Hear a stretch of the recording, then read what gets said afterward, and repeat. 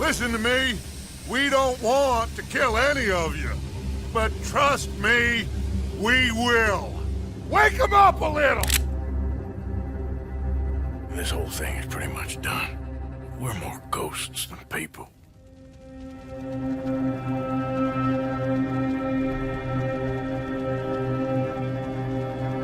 You have got to keep faith. They will not crush us.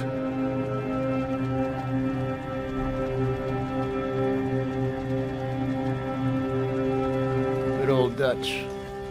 My best friend. You know how we met? Pair of hucksters trying to rob each other. Back in 78 or thereabouts. You have to love yourself a fire. It's one of the blessings. Sure, we can have fire. And we can have the knowledge of fire. But with that comes the knowledge of everything. Ladies and gentlemen, this is a robbery. Sons of Dutch. Makes us brothers. Sometimes, brothers make mistakes. You'll never change. I know that. All of you venerate savagery. And you will die savagely. Get out here! Stay strong. Stay with me. All right, welcome everyone to episode 21, the finale of Handy with the Steel. And if I can get this music to play, it would be great. What we have today here is a mix of scenes in the aftermath of the battles that were waged in town in LeClaire. There may be a scene or two that is a flashback to some of the things that will happen, very briefly to kind of explore some things that happened before with Jessa particularly. The first scene we're going to have is the goodbye scene after the attack in town by the engines before Crow rides off with Tucker and Arthur towards the Dunn Estates. And I'll swing that over here.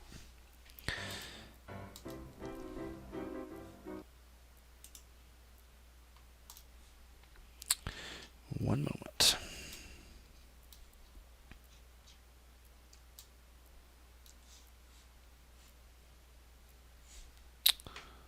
Let me see. Is this playing?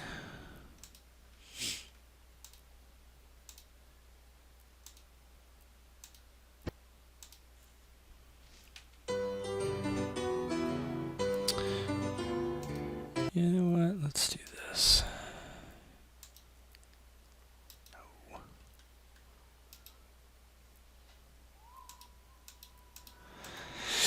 So, what has happened is that the scene in the town was one of chaos and death. Certainly, this town had been saved by the returning sheriff and his deputy Arthur. Not without the help of Screaming Crow, particularly at the Jewel. Crow stood in the back door as engines tried to enter, facing them hand to hand with his tomahawk and preventing any from entering. The Jewel was shot up in front, particularly as the Buffalo soldiers streamed out and were shot by unknown parties across the way. Throughout the town was mayhem. In the aftermath, many had died, including Deputy Nelson Ward and the Wanderer Lou Longley, as well as the preacher Jim. The mayor was badly hurt and had been taken to his house for treatment. But in the end of the day, the roads were full of dead engines and a few others. The jail, there had been an explosion, and with it, the prisoner Sticky Joe had escaped. If this was coincidence that all this happened at once or something planned, no one knows. Outside, Tucker and Arthur were preparing to ride for some information they had learned from the waitress Bonnie from the hotel, leaving Crow time to speak to Red Kate in the aftermath of this bloody ordeal. And I will pass it over to Slip and Rogue and Matt as Clementine also in the bar.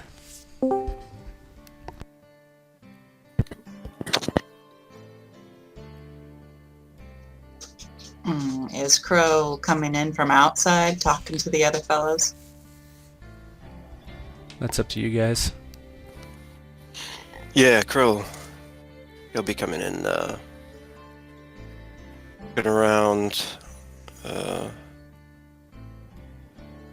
he puts, what's that? Oh, go ahead. He puts his,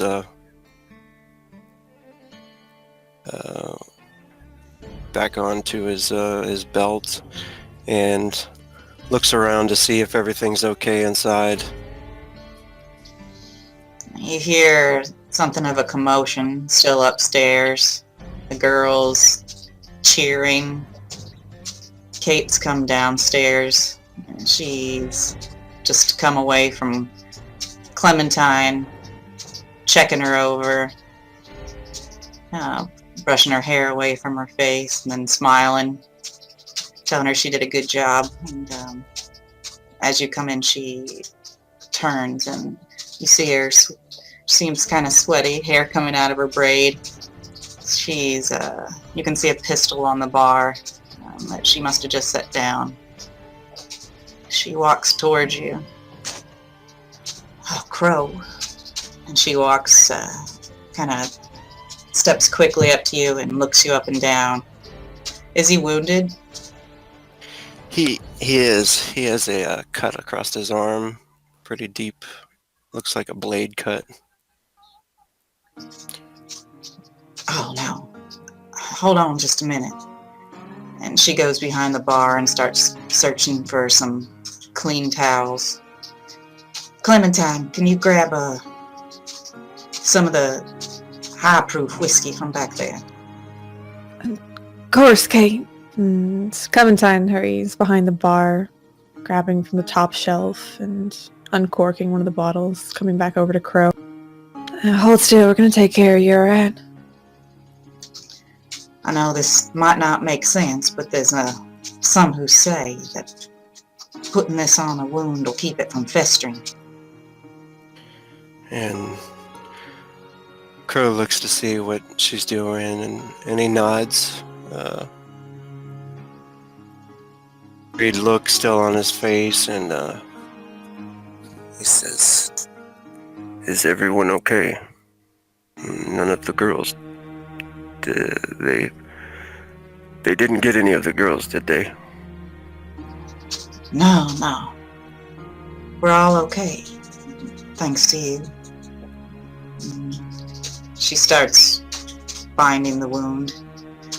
No thanks to that yellow belly Booth who runned out on us. Yes, I was quite angry with him for leaving me. It was left guarding that door. She Decided shakes her. to run. Well, suppose I shouldn't be surprised. There ain't many men that would put their life on the line for a bunch of whores. She says, sit down here. It'll be easier. She gestures to a chair. He nods and looks over at the chair and sits down and says, well, I had told you I had come to help you and make sure that you would be okay. I didn't want them to overtake the house. It was not all me either. Some of the men gave their lives to protect this place. Clementine chimes in to... is Tucker okay?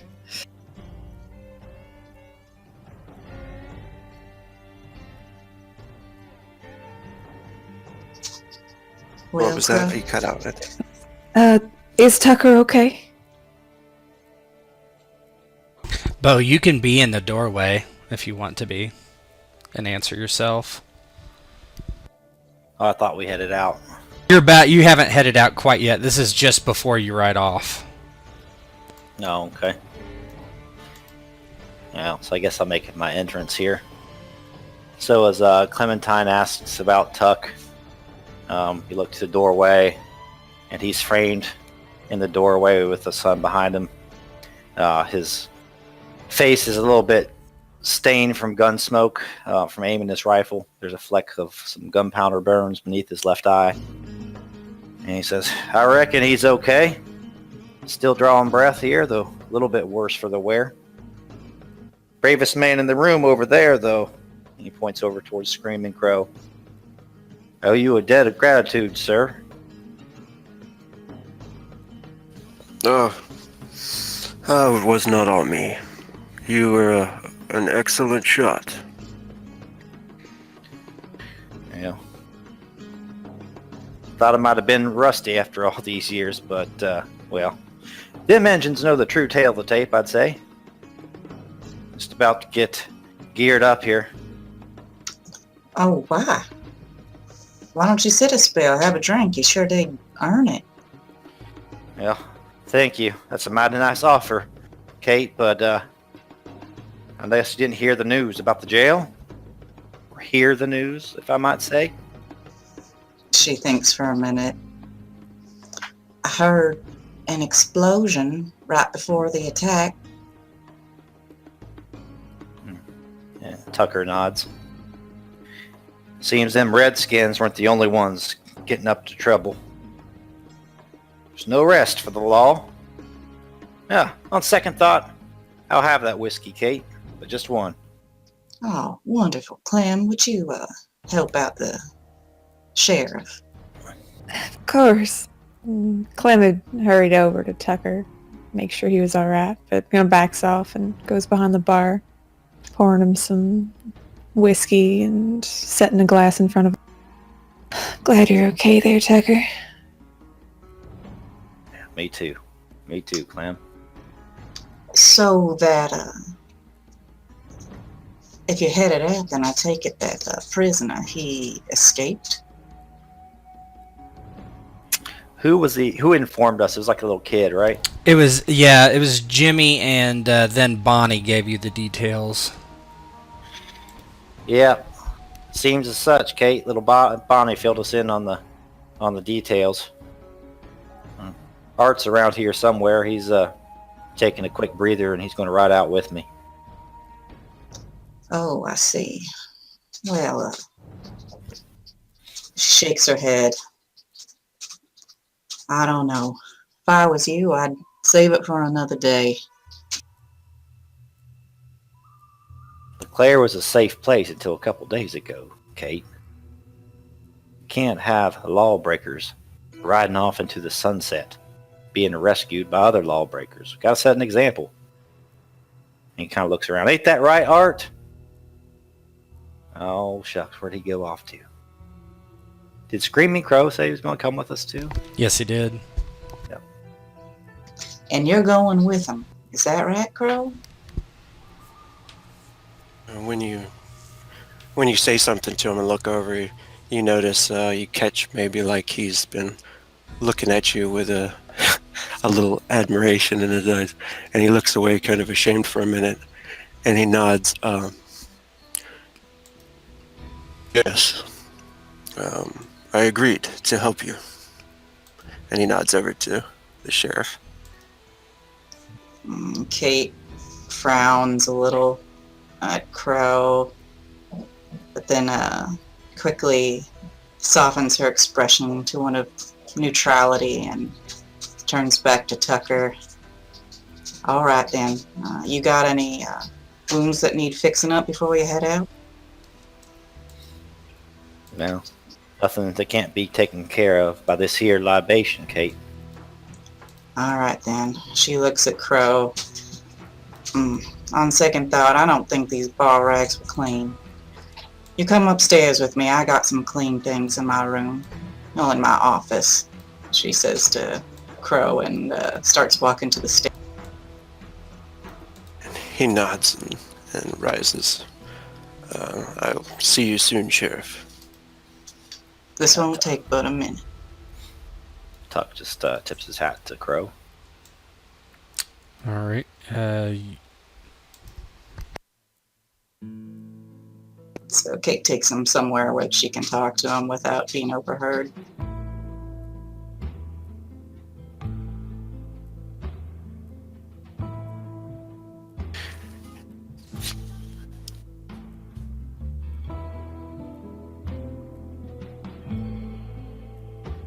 So yeah, she takes him into what passes for her office. It's almost like a exotic den, but you've been here before. She gestures to a sofa and tells him to sit down. Comes in and looks around the room for a moment and nods.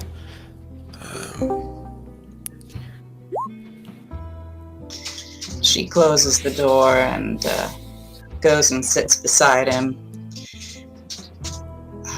I had some things I needed to say to you in private, Crow.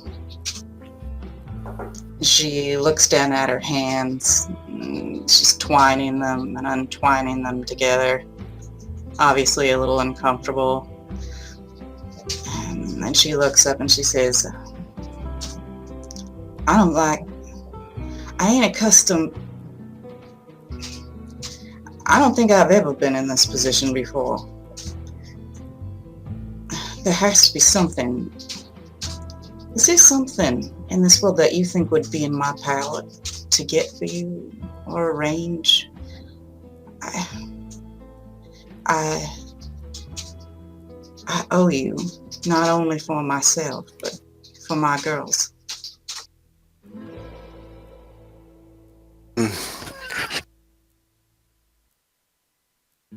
You don't owe me anything. And he smiles and nods to the rags. Says, just cleaning this wound would be fine. And she says, oh, well, that might have been a little bit of a white lie. I think those rags are plenty clean. I think you're going to be all right. I think the bleeding's already stopping. But, all right then. If you won't take anything, I suppose this can't be the kind of arrangement where things are bought and paid for. I guess that makes you more of a friend. I ain't got many friends, Crow. You can tell that he seems like he wants to say something. He hasn't looked back up at you for a moment while you're talking, and then he slowly stands up and he says, yes, a friend. He looks away, kind of embarrassed or shy, perhaps. She looks at him as if she can kind of tell there's something he wants to say, but she doesn't quite know if she can drag it out of him or if she wants to. So she sits there for a minute and then she just scoots maybe a couple inches closer and says, all right then, Crow, how do I put this? Look, the men in town, well, Now, after this, they're gonna be out for blood. And as for these outlaws, you got no skin in this game. If you got shot, well, I think I might be the only one to mourn you. And it may not be for the best. That man who escaped, well, he's not a good man, I'll grant. Fact is, he and I, we have a history, and not a good one. And the fact is, he owes me for things he done. But a dead man, he can't pay his debts. Truth is, I'd rather he wasn't caught. But more important, I think it'd be better for you if he wasn't caught. See, I don't trust this town to do right by you. And this man, he's your best shot for having a place to lay low if you need one. Because he owes me. And he will pay. He thinks about this for a long time and nods. And so, should I perhaps lead the sheriff astray when I attempt to track him? She looks up, cocks her head to the side a little. I don't want you to do it for me, Crow. I want you to understand I'm telling you this because I think it might be best for you in the long run. It's your decision. I'm not going to tell you what to do in this.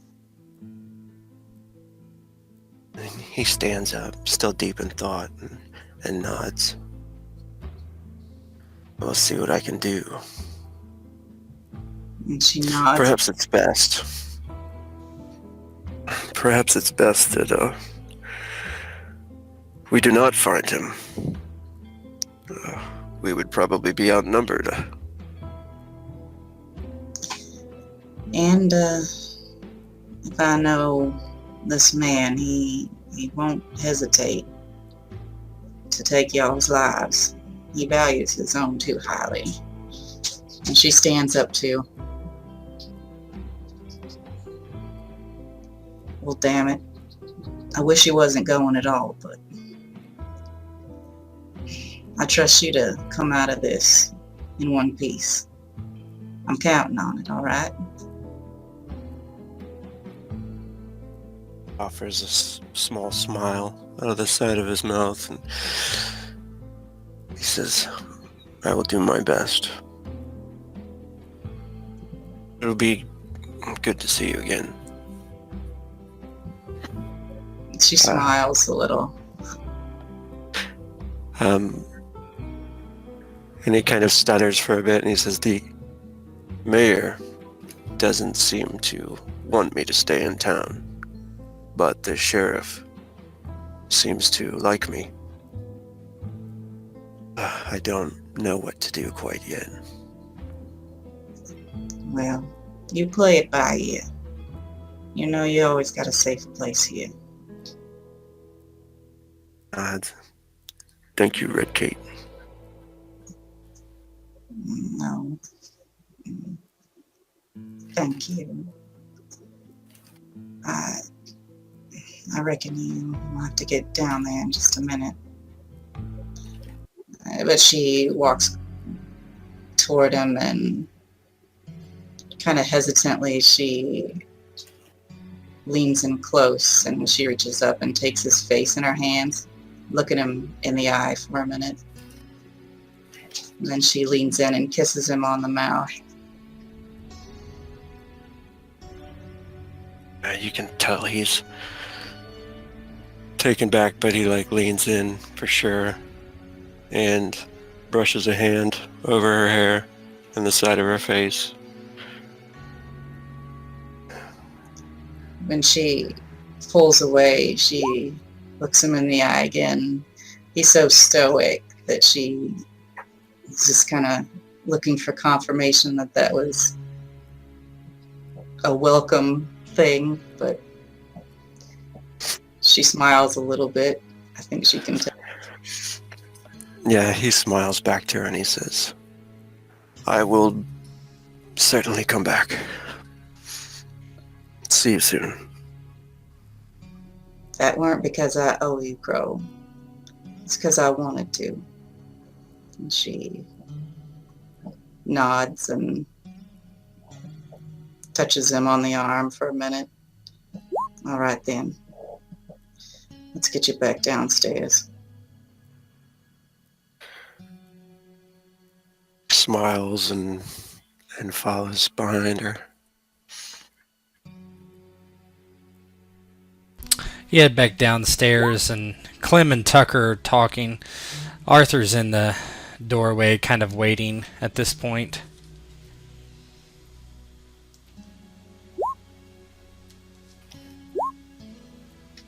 All right. Well, I think that as far as a quick fix goes, this is as good as it gets. You sure you and your man Arthur don't need any tending to?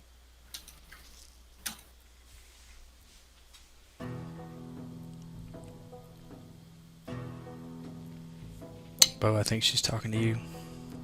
Oh, I'm too busy in my RP here. I'm sorry. You're fine. I'm mushing. Yeah. So, if you and your friend Arthur are sure you don't need any tending to, I think, she nods at Crow. This fella's fixed up as good as he's gonna get. Yeah. Art might look like a softy from the outside, but he's got leathery skin. Doesn't have a heart of gold. It's made of iron, Kate.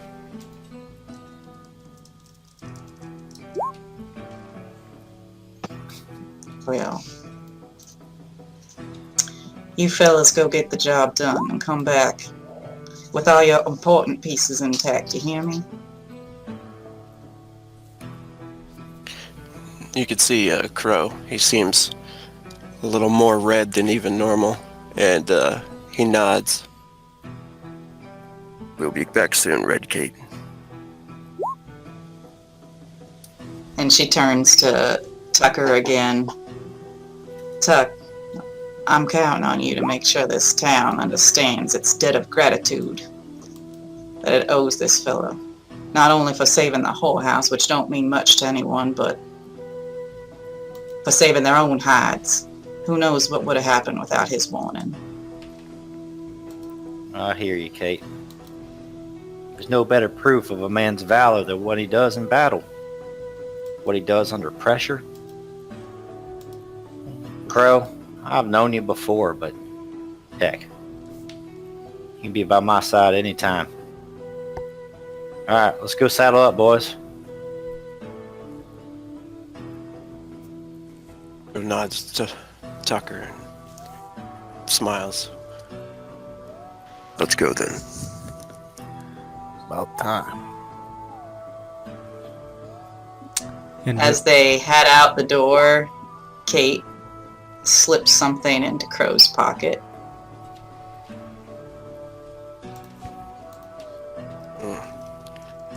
He's actually gonna wait until they're riding, perhaps. And he offers a smile to her, though, as he leaves. She smiles back, watches from the window as the boys ride out.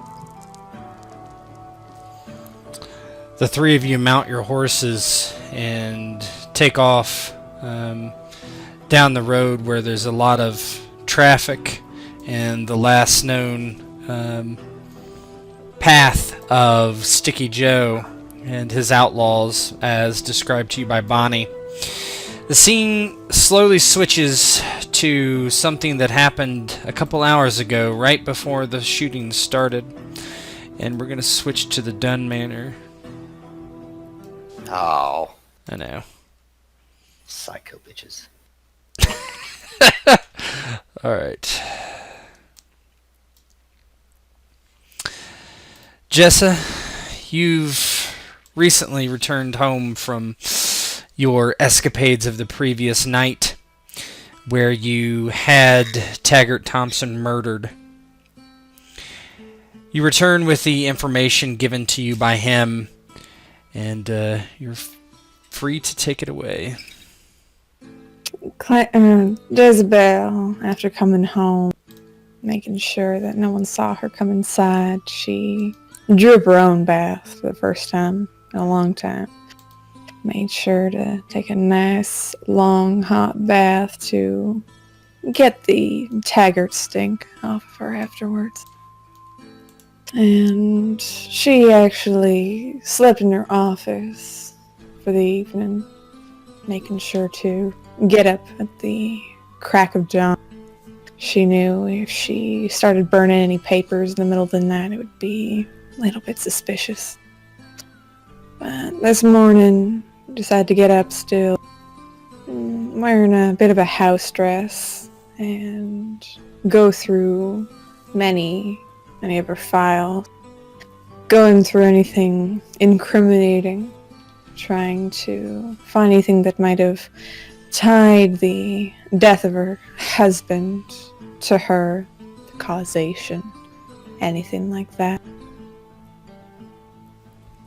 Basically, she's just trying to gather as much incriminating paperwork as possible, gather it in a change any of the books around, especially when it comes to stock of dynamite that might be in the mines, and edit those numbers slightly. Yeah, there's various documents that you find that would be incriminating for things such as doctoring your books, particularly the one you doctor that you give to the doctor, that shows that your profits are lower than they are. But you remember there's one document that you had Mary sign just before the death of your husband and her father, that would potentially make the ranch yours instead of hers. That could be what you would think would be incriminating for your husband's death for sure. And you can't seem to find this document. Jezebel takes hours and hours attempting to find this one particular document, getting more and more furious as she can't seem to locate it. She is fairly organized, so not being able to find this thing is really getting on her nerves. But she decided maybe it was taken. Maybe Rosie took it with her. Maybe it was sent off to those looking into her, as Rosie seemed to be exchanging a lot of documentation with the law. Can you give me a perception check? Sure.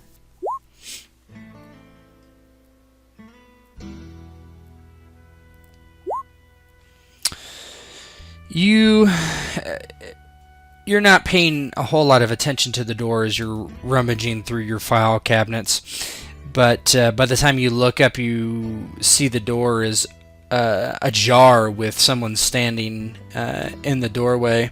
It is your new maid, Jenny. What surprises you the most is Jenny has a small satchel around her shoulder, and in her hand she's carrying a derringer. And she looks up at you and she says, "I think I have what you're looking for, ma'am. I would like you to put your hands in the air." Jezebel sucks in her cheeks for a moment before giving Jenny a very sickeningly sweet. I'm assuming know who you are. Now why are you telling me to put my hands up in the air in my own home? 'Cause ma'am, you're about to be under arrest. Really? Really now? And may I ask exactly who you are besides a maid? Oh, I'm no maid, ma'am. I'm no maid at all. I'm working for the federal government just now. See, they thought a bit further than you did. Figured you would have that maid killed. And here I am, cleaning up the mess. So reach for the And what sky. What proof exactly do you have that I killed my maid, as I'm not the one who killed her? It was the man who's in jail now. You should be going to see him. Ma'am, that's going to be arranged. But right now you need to put your arms in the air. And Jezebel looks to Jenny. And something that Jezebel does keep on her at all times because of, well, what's happened in the past. Oh, perfect. Jezebel has some papers in her hands. She looks to the desk. Mind if I put these down first? That would be agreeable. Yeah, she puts down the papers that she had in hand. She'll grab the whip quickly that she has near her desk and attempt to maybe choke out this. Go ahead and give me a let's do this. I don't want to go through full combat or anything, but go ahead and give me an agility roll. Oh boy. I believe you're good at that. Oops. Agility. It would be just athletics out of agility. Sorry.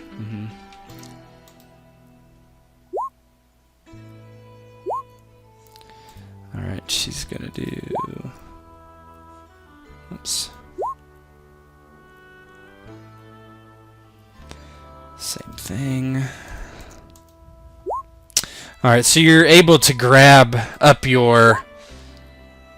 You're able to grab up your whip before she's able to be down on you with a pistol. What would you like to do? So I think she's gonna attempt to get it around the arm that's holding the gun, and either attempt to kind of pull the gun out of her hand or whip it out of her hand, or just break her arm. Go ahead and give me an exotic weaponry roll with one hardship for an turret called a shot, basically. Okay, let's see. So that would be just, you can just roll your whip. Whew. 31. She's gonna roll dodge. Yeah, how does that look as the whip just wraps around her arm? Yeah, so the whip just wraps around her arm, having her drop the derringer to the floor. I guess you didn't do enough research. She tries. In my house. Yeah, she tries to shoot, but I mean, she's gonna have 2 hardships. Yeah, so she rolled a 7. That's a miss. She shoots, but the derringer just fires into your desk, blowing chunks of wood into the air. Yeah, she's gonna retract the whip and this time aim for the neck. And as she does so, she just calls out, "Winnie!" Okay, go ahead and give another exotic weaponry check with a hardship.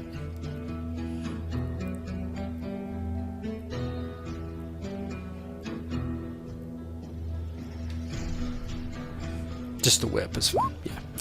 Yeah. Yeah, she'll try a dodge.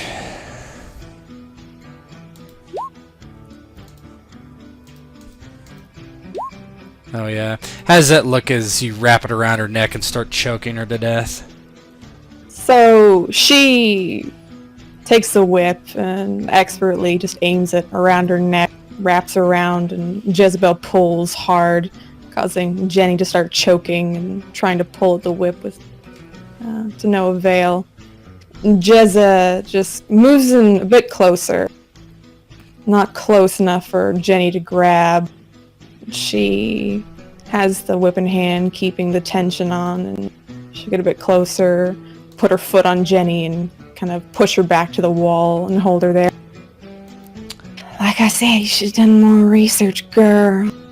And she's trying to speak or breathe. Her face is red. She has dropped her gun, is trying to wrench her fingers in between her throat and the leather of the whip, but she's unable to pry it.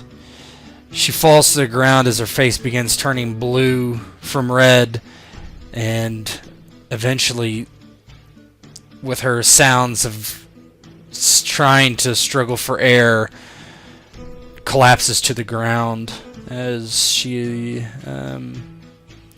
asphyxiates. After Jezebel gives a few more tugs just to make sure she's completely dead, she goes over, unwinding the bullwhip from Jenny's neck. She looks at the bullwhip and tisks. So hard to find good help nowadays. Hey! Mind coming over here for a second? Might want to get prepared. There's a bit of a spooky scene in the hallway. Alright, let me grab her real quick. It takes a few minutes for her to get there, wherever she was in the house. It's early in the morning as you've been working on this. She runs in, looks down at Jenny, and looks up to you. Huh, Jessa, you alright? I'm fine, Winnie. Come here. She just opens her arms, kind of very comfortingly to Winnie. Fortunately, people are trying to kill me now in my own home. She rushes over to you and hugs you. She's a little shorter than you, buries her side of her face into your upper chest area as she's kind of hunched over. Oh my, this is terrible. What have we gotten ourselves into, miss? Well, unfortunately, I've gotten myself into quite a bit of a pickle here. Fortunately for you, you ain't got yourself into nothing. Don't really think that I can stay much longer here. Well, wherever you go, miss, I go with you. You sure, Winnie? I mean, it ain't gonna be very pretty where I'm going, I think. She looks up to you with her dark gray eyes and nods. I'll go with you until the day I die. Good. She brushes some hair out of Winnie's face and looks down at Jenny. Help me with this. We gotta stash her in the barn. She looks to the corpse and looks to Jessa and then takes a deep gulp and nods and goes to grab Jenny's legs. Jezebel actually helps with this. She grabs her arms, hauls her down. You know, Winnie, you're really the only one that I can trust in this house. Can't trust the old man. Can't trust Obadiah. Can't trust nobody. I think we're gonna have to set a little bit of a fire in here. To the house, man? Unfortunately, yes. She's Actually, let's leave Jenny here. I want you to put her in my bedroom. Put some of my clothes on her, too. She nods, helping you get Jenny up to your bedroom, tossing her in the bed. She strips her naked and more or less throws the clothes on her haphazardly. They don't fit very well. Jenny was a bigger woman than Jessa is, but good enough for your plans, I think. And she dresses her all up and tucks her into bed. Now, Winnie, I want you to start getting to packing. We're gonna be leaving pretty soon. I want you to make sure to have everything you need, alright? I don't have much, ma'am. I'll get everything. I can help you pack, too. Thank you. I would much appreciate it, but I'm gonna make sure to be traveling light. Unfortunately, I think days of comfort might be out for us for at least a little while. She nods. She walks over to you and gives you another hug, and she says, "It'll be alright, Miss Jessa." Jezebel gives her a kiss on the forehead, stares into Winnie's eye. I know. As long as I've got you, everything's gonna be alright. She smiles and wipes away some tears from her eyes and, "Alright, ma'am, let me get started."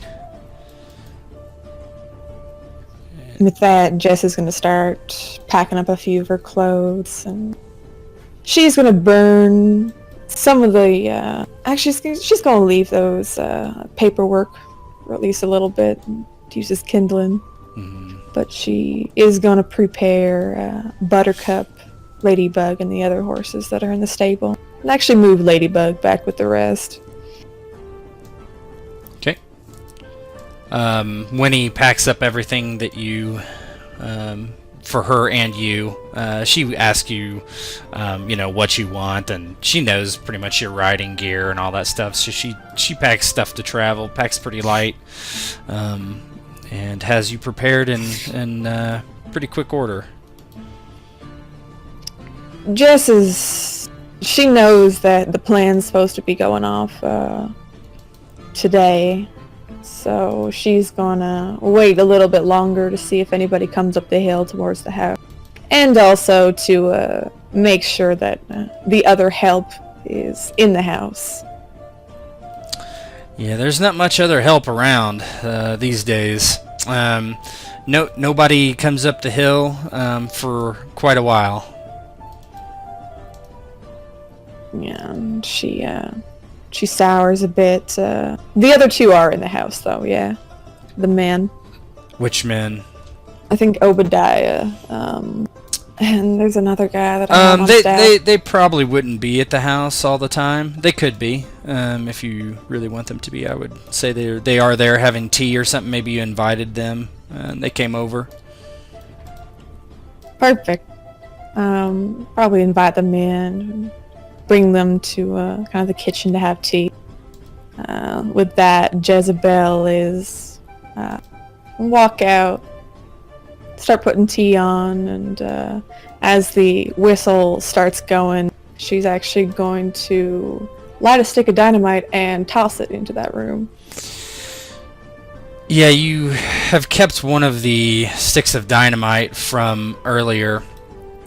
Elliot and Obadiah are having tea waiting to talk to you, and then there's this sound of tss as Jessa lights the dynamite and tosses it in the room as she kind of rushes down the hallway and out the house. They barely even notice anything's wrong until there's an explosion which blows through the roof and out the wall and through the floor, rippling the house to pieces, caving it in spots, and as you might hope, starting a fire. And within moments, the house is ablaze. Jezebel just kinda stands there, smiling at her handiwork, looks over to Winifred. Not just me, you and me for a while now. Let's grab all the horses. We should probably head up to the ranch just for now. As you see the last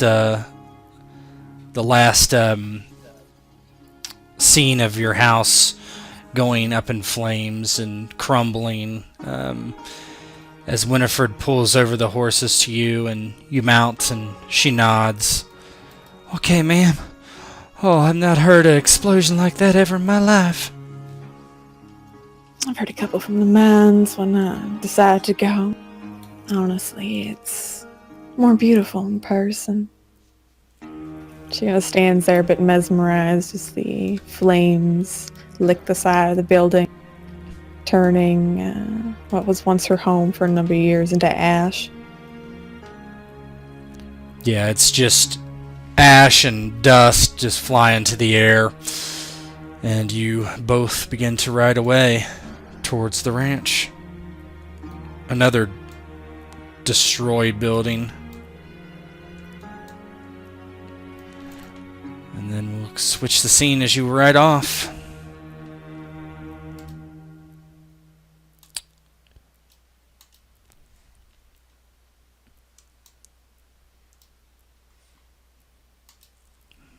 Okay.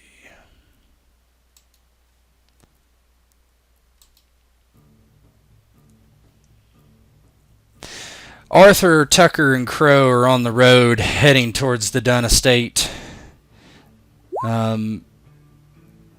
There's one thing that's pretty obvious that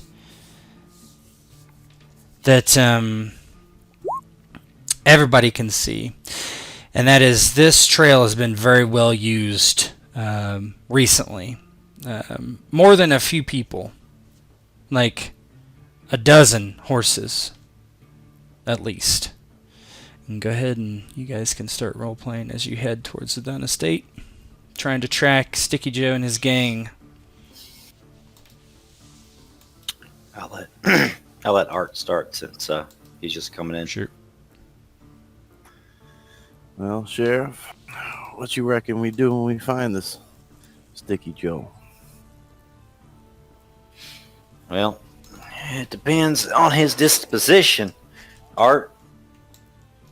I have one crack shot here and brave man, he looks to Screaming Crow, and one blind man here with me, he looks to you.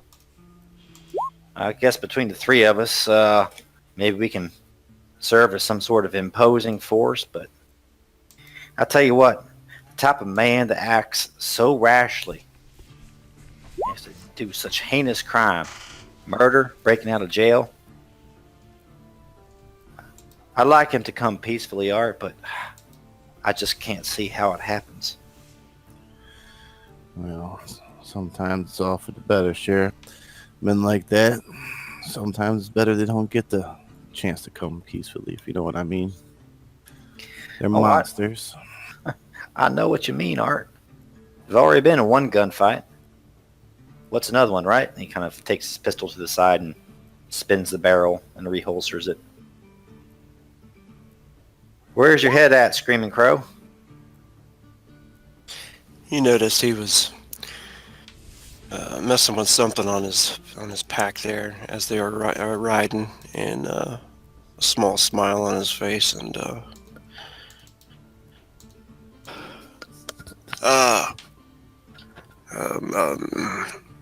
he kind of stammers a bit, and he says, "What's this man like? The one we track?" I do not think I know much about Sticky Joe at all. No, not really. You just know that, he was brought in. The Buffalo Soldiers wanted him. They had a bill for him for cattle rustling.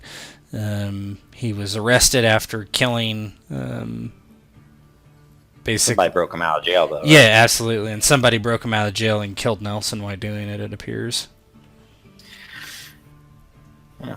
I don't know much, Crow, but got to be more than a common criminal, you have to think. Get arrested, your own posse comes to the jail, not only freeing you from jail, but blowing it up and killing the man like Nelly in cold blood. He's dangerous. Oh boy. He nods and he says, "He killed that boy. I knew the boy. Not well, but that's a shame." He was a young man, Crow, cut down in the prime of his years. Not old like me, not sad like me, but a young man with the rest of his life ahead of him.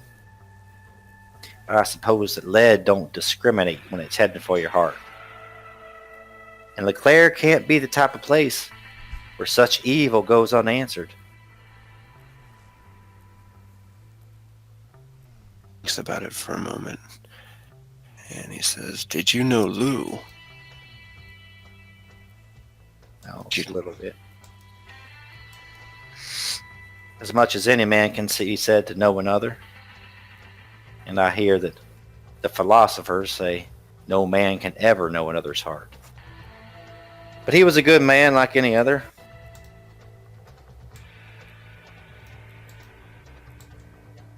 And he nods. He says, "Lou is my friend. Haven't had time to make many friends here. I guess you know that."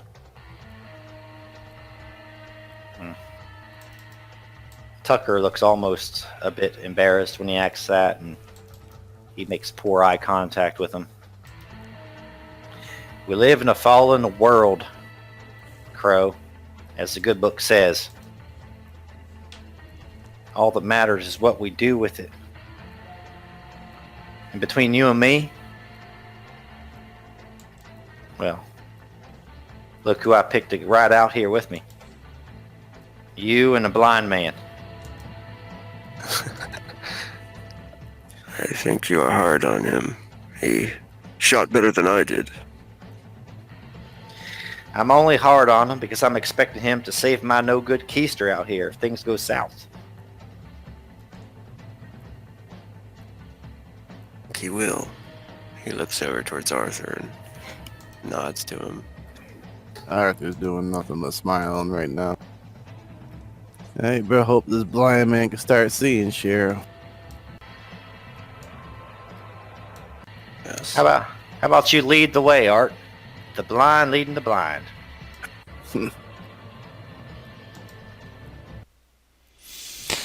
Yeah, I'm sure we can follow this nice trail of wagons and stuff. I'm sure it'll lead us exactly where we need. And you do head forward. You crest a hill on the road, and you're somewhat surprised to see a group of men on horses. They certainly don't look like Sticky Joe and his gang. Instead, you recognize one of them as Agent Booth. They seem to be taking a little break on the road. He's a coward, right? Yep. Oh, man. Ooh. Well, as they would be approaching, Arthur would be like, well, I thought I seen a trail of yellow head this way.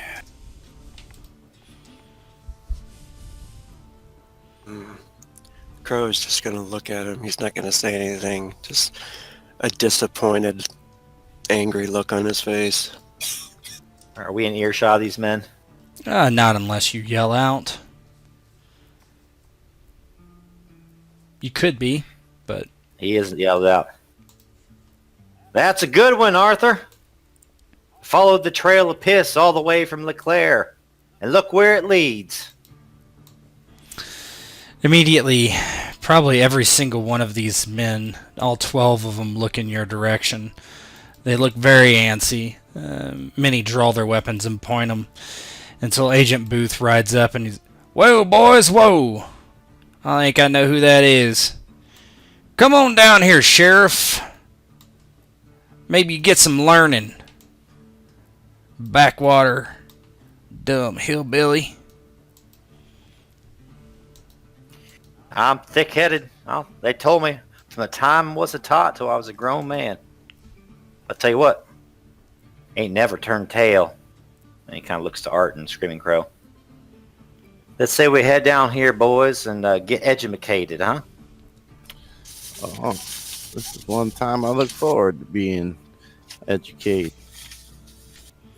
I think Bill does his best to probably look unthreatening. If he knows if anything went down, they would just get destroyed. So yeah, and once they realize who you are, they put their weapons down. Right. They're kind of they're Pinkertons. They're not outlaws. Yeah. So Tuck kind of takes his horse and it moseys on down here. Clip clop, clip clop, clip clop. Yeah, Crow looks at the guy. He tilts his head and like gives him a sideways look, but he knows, not to say anything, and he just gives him that displeased look, and then follows them. Booth, as you approach, he is already off his horse and makes his way to you. He looks up at the three of you. Well, I'm glad you each survived. You mean after you went running away? Yeah, it was a heck of a fight afterwards. Sorry there, sir. Don't know your name, but I guess I'll explain the situation to you. Well, I ain't here for any engine attack. I'm here to serve justice. And when I seen that prison blow, I knew what I had to do. Get out of there, get my boys, get over to the Dunn estate and make me an arrest.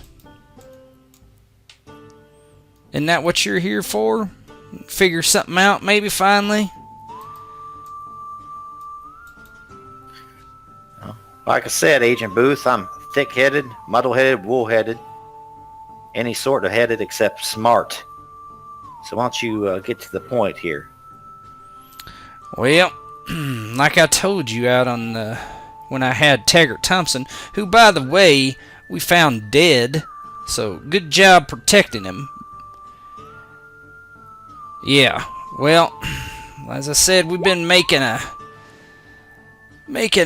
case against Mrs. Dunn, and I think we got the key. See, she had that girl killed, I'm almost positive of it. That Sticky Joe, he come this way, following his tracks, going straight for the Dunn Manor. And I didn't want to get killed before I had an arrest. I figured you had it all in hand anyway. Yeah, we handled it. We handled it, Booth.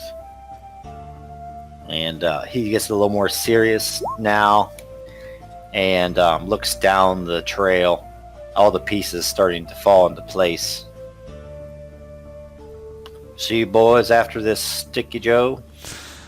Well, Sticky's he's just hired help for her and her menace. We're gonna get her. Finally put her behind bars. That maid she had claimed she killed her husband, killed her brother-in-law, and God knows who else. Take her out east and she'll hang just like any outlaw. Well, it seems, at least in this here instance, Agent Booth, that our interests align.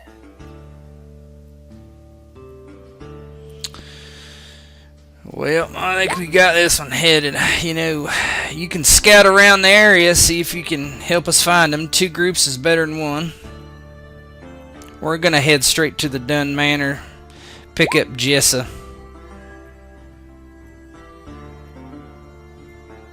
Tucker nods. Looks to Screaming Crow. Yeah, Crow, you can tell he kind of looked over at him quickly, Booth, when he was talking about that and mentioned Jessa's name, and first popping in, and then he nods towards Tucker and says, to run the other side.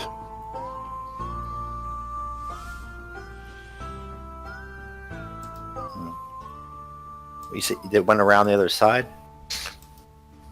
Should we ride around the other side? Oh. Yep. Yeah, he just nods with the fading sunlight kind of glinting off the brim of his hat.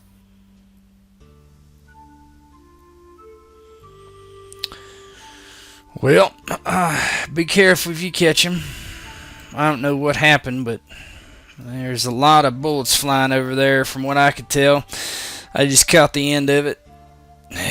Not sure if anybody's hurt or Sticky just dead or any. I just do not know. There'll be some of them for sure. So I don't want you guys to run into anything you can't handle. Just be careful. I'll meet you back at town once I have Jessa.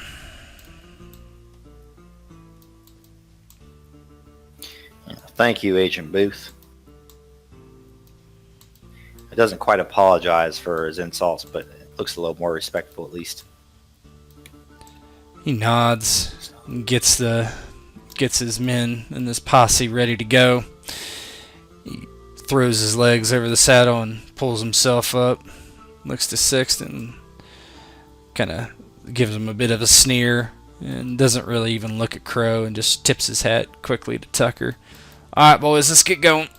And they begin clip-clopping off down the road. leaving you there to track down Sticky Joe. Yeah, probably walking away from another fight, Mr.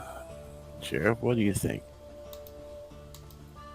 Well, they're going after the woman. We're going after the dangerous outlaw, the murderer. So, yeah, I think you're right, Sexton. Another trail of yellow going that way. Crow, you lead the way. And he looks over towards Tucker and nods. Are we heading towards the? We're heading towards the burning house. Is it still burning right now? You wouldn't be able to quite see it from here. You can go wherever you would like. If you give me a survival roll, I can tell you what you see. Yep. Okay. Do that. That'd be under senses, or not senses. I'm sorry. It'd be under intelligence or hunting. You could do hunting too, whichever is better for you. Man hunting.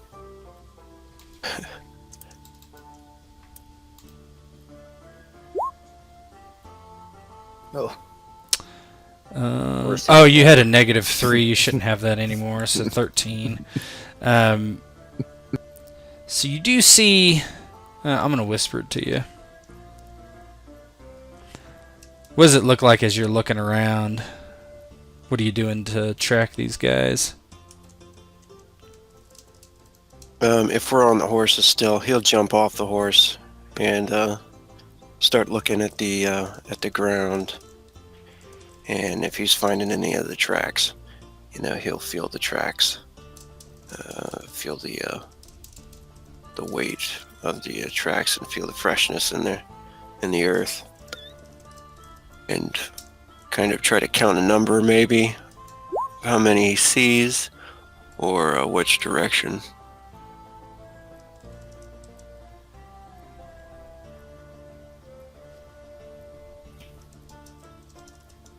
And he is going to he's going to lead the horse for a little bit, and let me ask you something real quick. Yeah, sure. Is that what direction is that? We'll just say if you're looking at the screen, kind of down onto the valley there. Yeah, he will point to another direction on the other side to maybe try to ride around the house or something on the other side. Yeah, you point up onto the small hill. And he'll look back to the others and say, I think we need to head this way.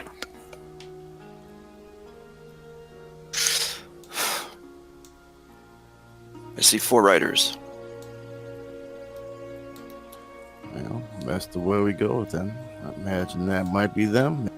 At least somebody that's seen them. 4 riders. Let's go. Hops back up on a horse. You ride for several hours as you're being taken further and further away from the road. You do finally come upon something, but not something you actually expect. One sec.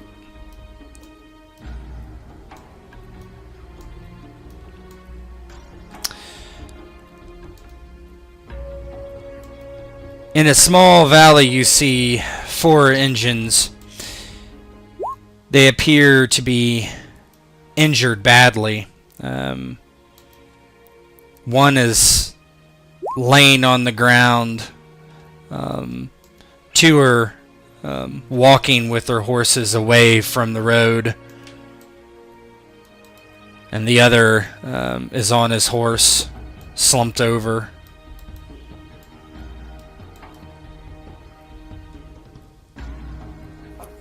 Friends of yours, Crow? No, they are not. He kind of looks towards them. Certainly not happy that he's run into these guys. They're definitely leaving in the direction away from the town, though. Yes.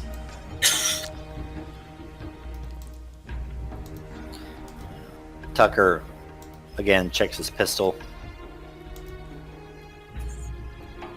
And then looks, they're heading away from us. They don't see us. They do not appear to see you. And they are heading away from you, yes.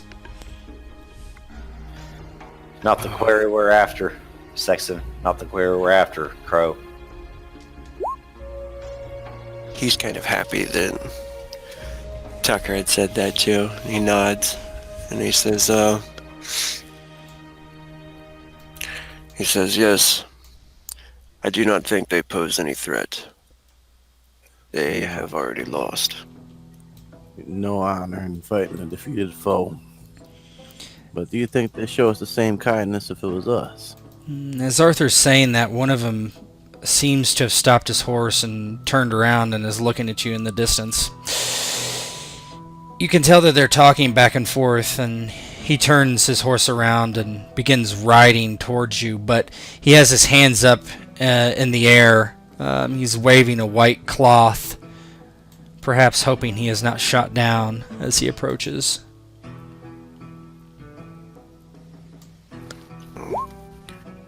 Crow will hold up a hand flat towards him, trying to show him that he's not going to attack or pulling out any weapon or anything. Yeah, you don't see any weapons on this one. He raises his hand and says, "How?" And he begins speaking in a very halting accent. "We only want peace to leave." You can tell that there's a bullet hole in his shoulder. Yeah. Tucker nudges Crow. Ask him why they attacked LeClaire. He turns back towards him and, why did you attack the town? He looks towards Tucker and then speaks in his own tongue. "White men take everything. Drive us from our homes, our land. Brown men do same. Chief finally ordered to attack."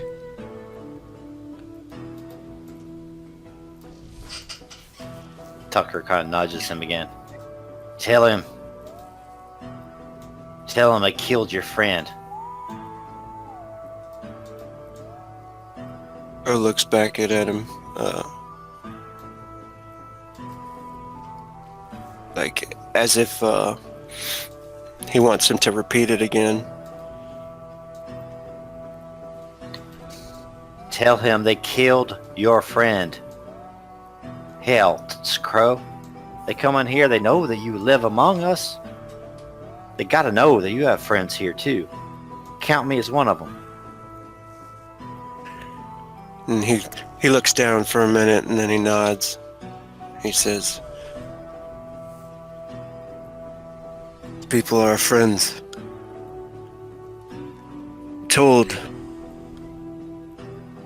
I told the chief not to attack. I saw him before, and now he is dead. I told him he would die. You cannot stop them. There are too many. Among them. He looks to Crow and grimaces. Would rather die than join them.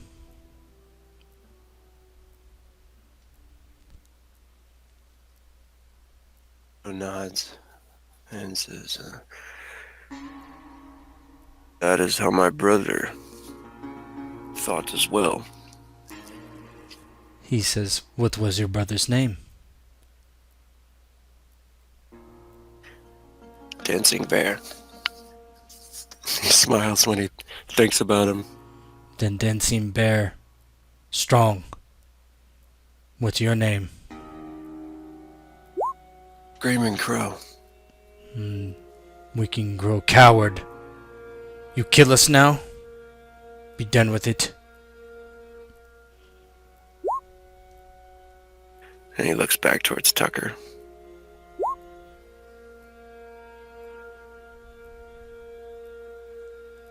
Tucker says, "You tell him one thing.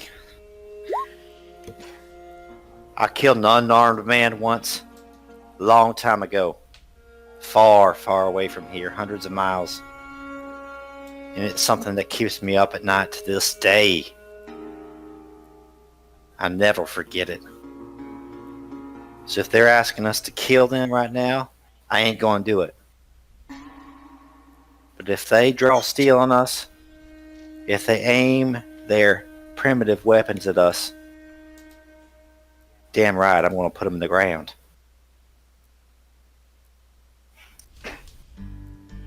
And does that guy understand what he's saying? He understands enough.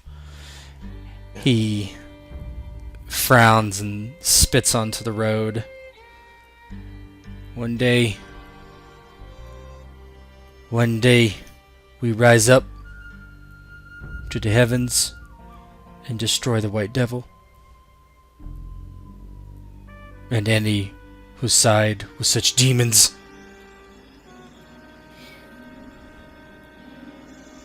Crow kind of looks away, shame on his face. And his brother and his father both thought the same way too. He met all these people, and he just nods to him. He says, "Go in peace." He grabs the reins of his horse, jerks it around, and angrily kicks the horse back down to the riding down to the valley. You see he stops and checks on one of the men that was laying over, and you can see that that guy is not moving any longer, and he turns around and casts a glare up at the three of you, and finally, after some more discussion, they slowly ride off into the sunset, leaving the three of you on the road, following the wrong trail. So let me guess, Crow. One day they'll show up in the middle of the night and kill me in my sleep.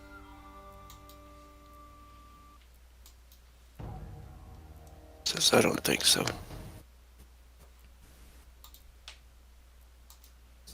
I don't think they will be back. That's not the vibe I got. Tuck looks up the sky. What time is it? How far off the trail have they gone, obviously? No, hours. It's probably getting close to dusk. Yeah, we're going to need to head back and camp. Excuse me. Yeah, with so we can kind of discern that these were the four riders. That we It appears to be. That's, I mean... No. Yeah. So Crow and Nod.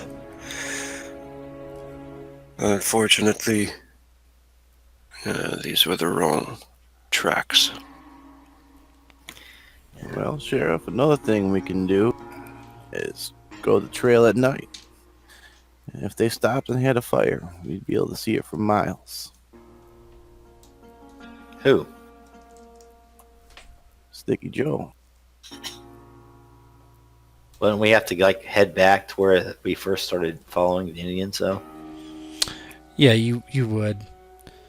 Yeah, I mean, it'd be you said several hours. Yeah, it seems like it would be hard for you to find, you know, the trail at this point.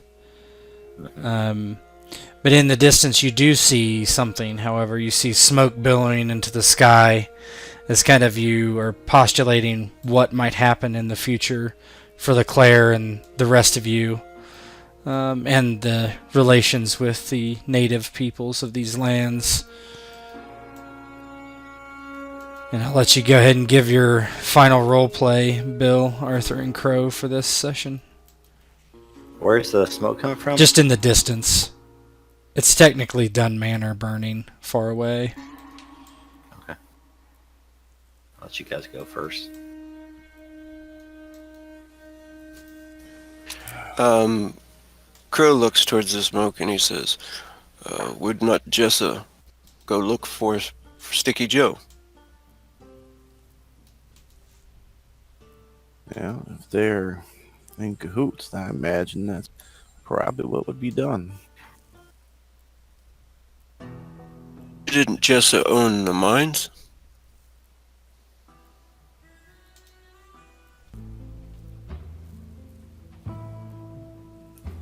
Yeah, I mean, she Well. owns some mines, yes. Yeah, she had a few stakes, I guess. What you thinking there at the mines? He's thinking for a minute, and he's like, maybe she went to hide there. Perhaps we should go to the manor and look for more tracks.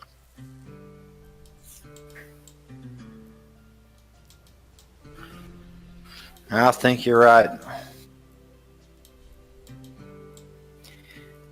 Oh, we could just stop for the night and have this here pint of whiskey and look up at the stars. I've had enough fighting and tracking for one day. Don't know about you, Art, but these old bones is wary.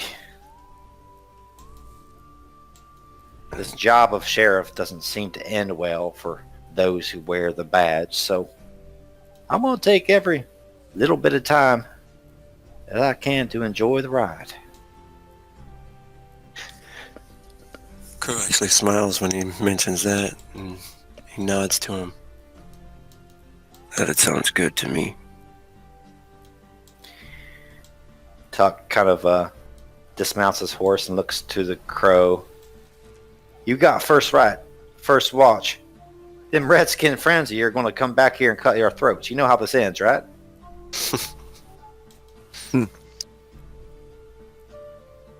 I will watch the horizon. I don't think they will be back. Well, at the very least, we'll die with some whiskey in our belly. If they let you go, Screaming Crow, you tell them the tale of the two white devils. Bill Tucker and Arthur Sexton. The meanest men that ever went in the West.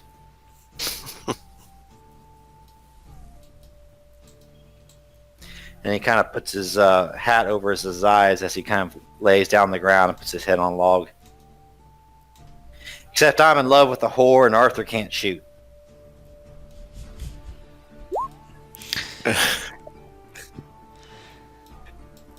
As everybody kind of chuckles and looks to each other, and the sun is now behind the mountains, leaving the three of you with your blankets and your small fire and your continued search for the Clover Gang that will potentially last for quite a while and into the future.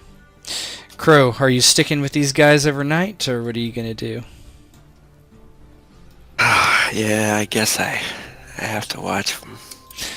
Alright, and the night passes, and the screen fades to black on you guys for another day. And this is where we'll pause it until Walter Peck shows up. So the next scene, the scene switches to another group on the road, sometime about midday. Let me start this damn music. This just drives me crazy. Along with them is Mary Dunn riding her or a horse. Sticky Joe, both of them seem to be fit and unharmed. Kim has a nagging wound, which she seems to be handling fine. Whereas Texas Mike is slumped over his horse, completely unconscious, with Kim leading it by the reins. It's been a hard ride for several hours, and Mike needs rest for sure, and everyone could use some rest after a intense fight like that and Kim's wounds. And I'll let you guys. Has somebody Good. Has anybody bandaged or tried first aid on either of them? Or Or have we just been running? You've been mostly running. You've tried to give it a once over, but does anybody have healing at all? I think Mary's got first aid, actually. Let me double check. Yeah, as you kind of go to camp a little bit, you would be able to if you want.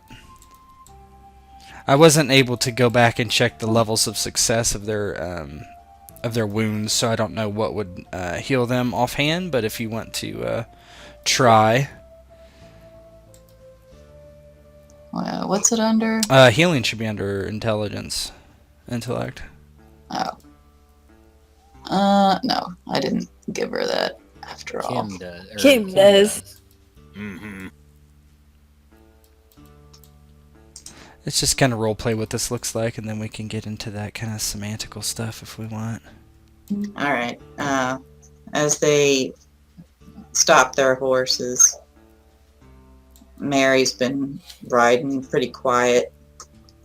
She kind of looks over at Mike, feels a little twinge of guilt. And she mutters to herself, I don't know why I feel bad about that. Oh, maybe it's because you shot him right where he'd already been shot. He was just defending himself. No, he weren't. I told him to back off, and he came in. She just stops talking and just glares at Joe. Don't try to confuse me. He was trying to save his friends. And your Nelly there, he was an officer of the law, trying to stop him. What would you have had him done? Get on his horse and run out of town? And you too. And leave two of his friends behind. Well, without you there, maybe they could have just skedaddled as well. Kim, as you pull Mike off his horse, he is completely unconscious, dead weight. He has labored breathing. He's not dead, but it's not looking good. Kim chimes over to Sticky and, how about the both of you shut the fuck up and help me get Mike off this goddamn horse? Joe, knowing that Kim is also injured, doesn't object and moves over and helps to get Mike down off his horse and looks at Kim and goes, oh, you still know how to sew some of this up? I know I'm trying my fucking best. Kind of got a damage arm myself, so can't really do much. Oh, we gotta try and stop the bleeding, and then maybe we can get out to the Dunn Manor and get a proper doctor to take a look at him and you. I don't know what I fucking do. Kim pushes Joe away and gets to work on Mike. Slaps him in the face a couple times. Wake the fuck up. If you're gonna sew him up, the last thing I think you want to do is wake him. Oh shit. I want to see the effort that I'm putting in. Yeah, you can go ahead and Mary give me dismounts. Go ahead, sorry. I'm sorry, I was going to see if... isn't there something where you can assist someone? Yeah, you can give somebody a benefit. That's fine. Yeah, Mary will walk over, looking kind of awkward and watching Kim for a minute. Well, I really only worked on horses before, but I'll hold them down or hold the wound closed, whatever you need. Oh, well. Yeah, make sure to have you holding down while I shoot him in the face. How about that? She raises an eyebrow. He's lucky I didn't do just that. Like I said, I don't miss. That leg, that was instead of his face. Mm-hmm. She shrugs, kneels down, just kind of ignores her and starts just waiting to see what she can do to help. Yeah, Kim. Oh, when you two hens are done clucking, why don't you get to work? Kim, why don't you, so you already have a hardship from your wound. Go ahead and give me a healing roll, and then give yourself one benefit. The hardship's already worked in, and we'll see what it looks like. It's not bad. Yeah, you're able to patch him up, good enough to stabilize him for now. Like I say, I gotta look and see what the level of effect on his wounds were to see just exactly how good it was. But you're able to at least get him bandaged up with what you got, probably his shirt or something, so he's not bleeding out all over the place. Still unconscious, but Kim takes her knife that she scalped Taggart with and cuts away some of Mike's and starts patching him up, spitting a big wad of black out of her mouth towards Joe. You just gonna sit there and watch? Entertained? Oh, women are much better at sewing than us men. I'm here to hold them down if need be. Like I could just sew your nuts together too. Mary sort of fights a smile at that. Well, looks like he's not bleeding no more. Hopefully that's not because he done runned out of blood. She leans over and listens to his breathing. But he's still breathing. Oh, he'll be alright for now, but we need to get him some proper medical attention sooner than later. But, and kind of Joe realizes, by the way, Mary, this is our socialite Kim Mary. She played a part in helping me escape. Mary bites her cheek. Just kind of nods at that, almost as if she doesn't want that to be true. Heaven knows why I did it. Yeah, exactly why. And considering you got Joe into that mess in the first place. She says, I didn't get Joe into no mess. It's his own damn fault. He came after me when he should have left well enough alone. I don't know how many times I've tried to shoo him away, and he just keeps coming. Mm-hmm. And Kim will just spit another wad of black on the ground, and she'll start to patch herself up, still using Mike's shirt. But I reckon I owe you some sort of explanation. I don't know, you know, Joe, when things turned sour with Jessa, he done right by me, and I figured I owed him. Oh shit, Joe does right by everybody. Didn't do right by Nellie. He was a piece of shit. Mary kind of bares her teeth at Kim, like instinctively. You don't know what you're talking about. I do know it was him or me, and I chose me. I can't change the past, but we're just gonna have to let that go. You got your vengeance. She looks at him, nods. It's that very fact. I know he was gonna kill you. As angry as I am, I can't blame a man for wanting to live. That's why I didn't kill you. Well, it would have been a waste of a fine body if you'd filled it full of holes. But I need you to trust me that I know, and you might not think it, that I have your best interests in mind. She crosses her arms across her chest. What do you know about my best interests? I know you love that horse, and I know you love that ranch. And I'm gonna help you get back on your feet. Make your old papa proud. And why you gonna do that? Because you helped me escape, and I owe you, just like I owed Kim. coming to rescue me, and I owe Texas, and I always live up to what I say. She just kind of lets out a deep breath. Well, that remains to be seen. But And I know you might be a little bit conflicted now, but you had every chance to walk away. You had a chance to collect that bounty. You had a chance to let that piece of shite buffalo soldier kill me back in the cell. But every time you chose to help me or to defend me. she colors, blushing in a way that she can't really control, and she looks away. Well, I just didn't seem right. Shoot a man without him getting a trial and all. And like I said, well, I don't want to see you dead. Oh, that makes two of us. And even Kim, she might admit it, as much as it might pain her to say so. Fuck you.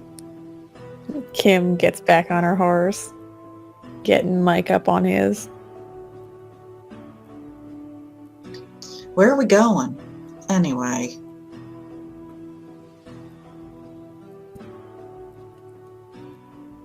You know, I'm not quite sure. Part of me wants to go to Dun Manor, but I know the law will be coming for us there. Another part of me thinks perhaps we should go to your old place. Maybe lie a bit low. No one knows you helped us. No one will think to look there. Mary thinks for a minute. Yeah, well, ranch is a big place. Barn's most of the way done. Some outbuildings out in pasture. Out in the acreage where, if worse came to worse, y'all could hide out. Just some little stables and shelters. Sounds about as good an idea as any. Ted, Joe and them, they know like the town is getting attacked by Indians, I assume. Yeah, it was all happening simultaneously. You saw all that, yeah. Alright. Well, I think the best idea would be to get Kim and Mike to your ranch, and then you and me go see Jessa right quick. Get her to get the doc if he's still alive to go meet us out there, and let her know that you're nice and safe.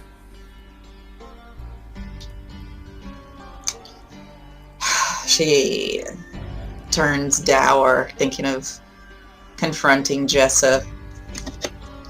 Reckon that's right. You think the doc would come out and look after an outlaw?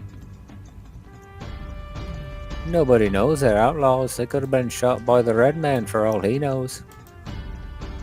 That's true enough. I don't reckon anybody really got a good look at either of these two. Alright then. She scans the horizon. Dun Manor is done that way. And the ranch, she kind of points in a slightly different angle. A couple hours that way? No, less than that. Yeah, if we ride on, we'll get there before dark, for sure. Joe looks over to Kim. Oh, do you think you can find your way there? We won't be too far behind you. Yeah, I can find my way there.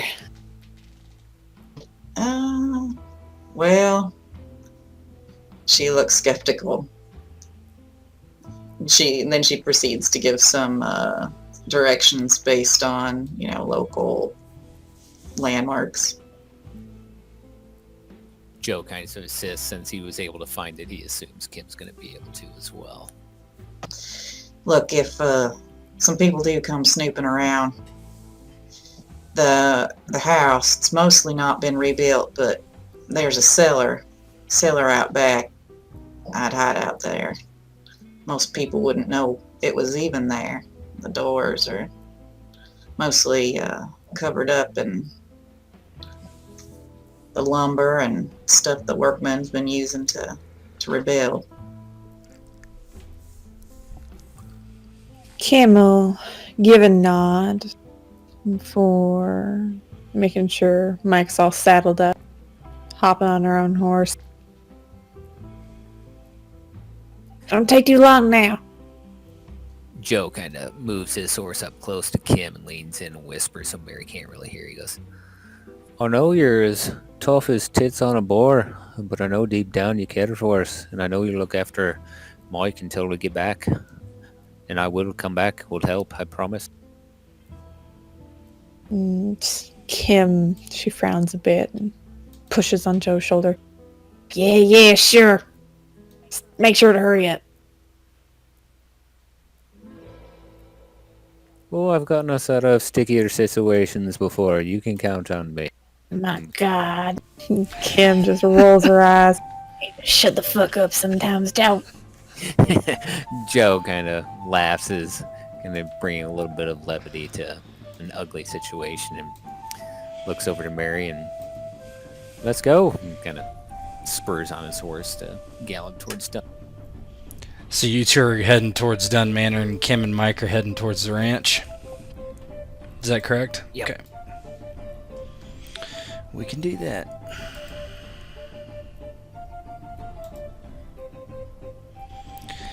Okay. Give me 2 sec.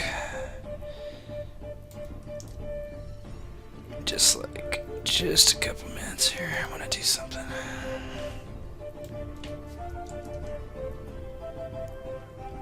We're making the classic villain mistake of splitting up.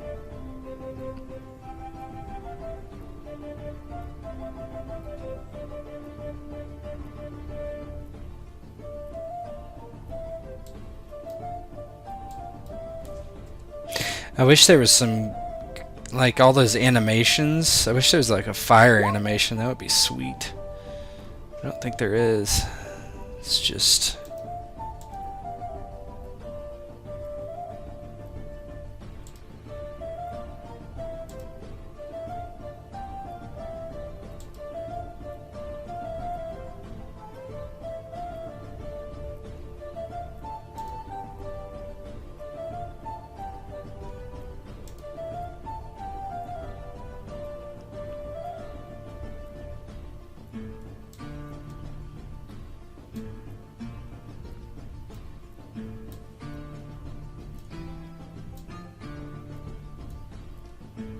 That'll do.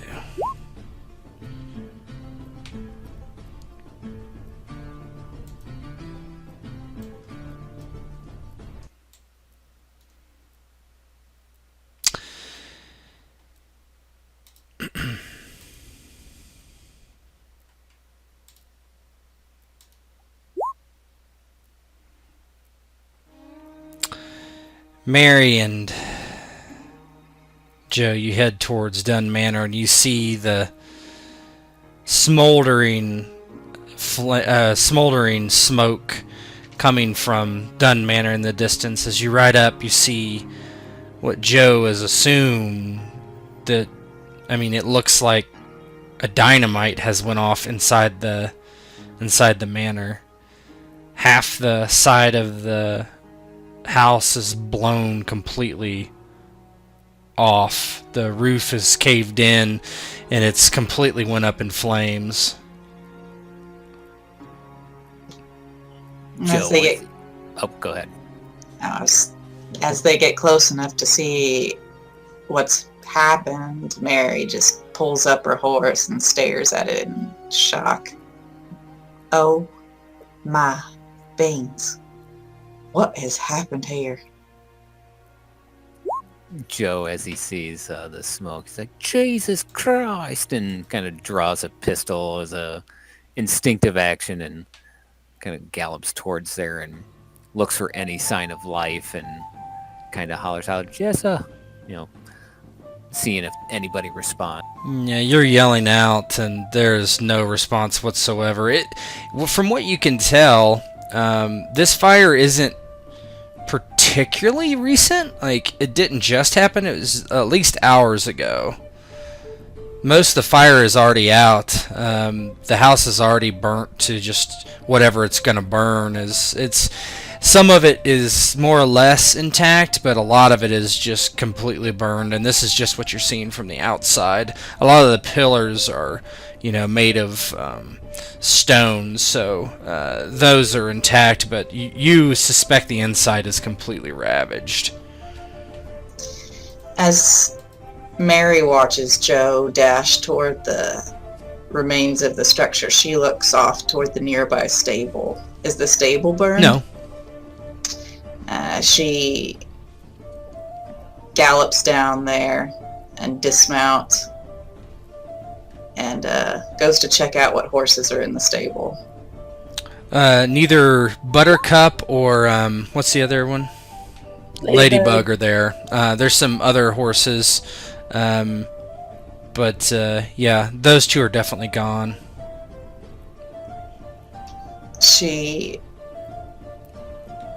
kind of double checks and then nods to herself, comes back out, calls for Joe. Joe! Joe! What is it, Mary? She says, Buttercup's gone. What about Ladybug and the other horses? Well, Ladybug ain't there either. My point is, I don't think Aunt Jessa was in there.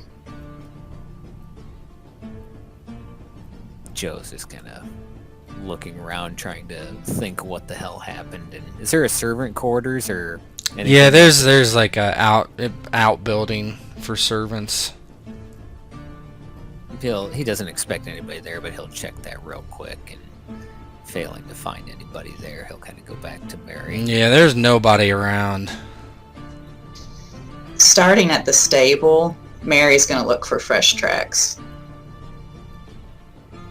Sure, go ahead and give me a hunting or survival roll.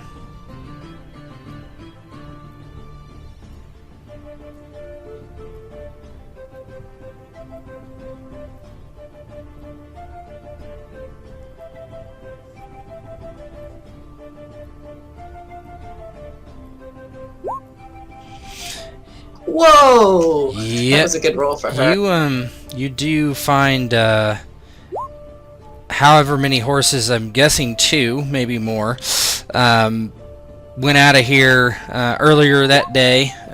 Several horses headed in the general direction of where your ranch is. She is staring at the ground, kind of creeping around, following the tracks. She kind of gestures with her fingers for Joe to come over. Look at this. Looks like 3 horses. Not long ago, headed, she looks off into the distance, headed toward my ranch, if I ain't mistaken. Joe just kind of shakes his head. Oh, Jesus Christ. Get on your horse, Mary. And she climbs back on the horse. We gotta get to your ranch. Alright then. And with that, without looking back, he kind of tears off, worried about both Jessa and now Mike and Kim on top of that. Alright, give me a sec.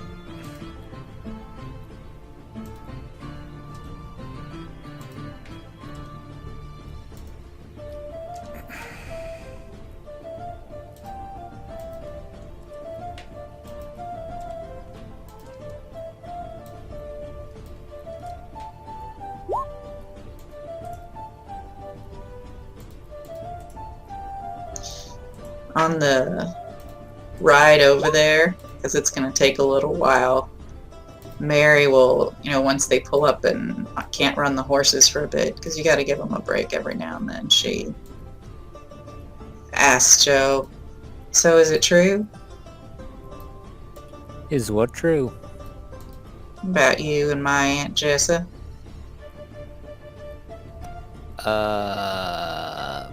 Joe, stalls her time. What do you mean about your Jessa and Joe?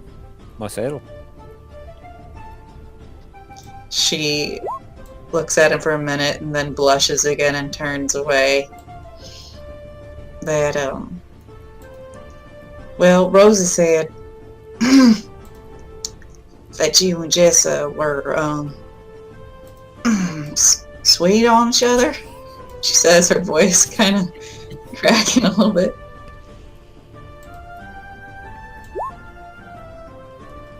Joe kind of pauses, knowing it'd be a little awkward, and I've known Jessa for a long time, and I knew her brother, and we fought in the war together, and I've always been a little sweet on her. Kind of like looks away, so it's not totally obvious, but she's a special lady, and she's been through quite a lot. Mary, without looking at him, just nods. Well, that makes sense. I can't really blame you. She's a beautiful woman, powerful woman. Oh, don't sell yourself short. He kind of like tries to regain some of his composure, and never sell yourself short, Mary. I know you're not one to be in dresses and be all prim and proper at fancy balls, but you're special too. She looks at him and just kind of rolls her eyes. I know what I am. I ain't nothing like Jessa. She shrugs. I'm just me. If I didn't think you were special, I wouldn't ask you to come along. I wouldn't promise to help you get on your feet with your father's ranch. Yeah, I almost believe you. That you want to help me. You seem like the kind of man who pays his debts. I don't reckon a girl like Kim would tolerate being around you if you didn't have some redeeming qualities. Knowing Kim isn't there, they kind of smiles. Oh, she likes me because I'm such a charming person. Mary snorts at that. Maybe a little too charming for your own good. Oh, that's possible. I've gotten in trouble a time or two. But, I might, suggest you don't mention to Jessa anything about that little kiss I stole from you. She might not take it well with everything that's been going on recently. Oh, Mary blushes again at that. I didn't give that a second thought. Oh, there's a lot of things you are, Mary. You're a good shot and an honest person. But you're a terrible liar.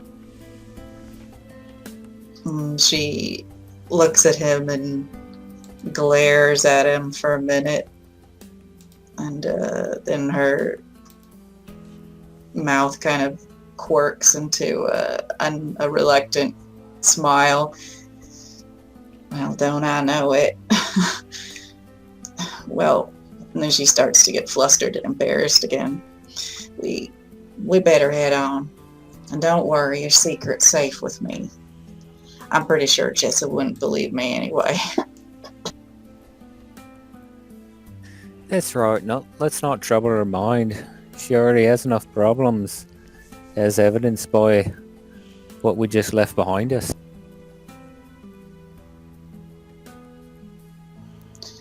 Yeah, I do wonder about that.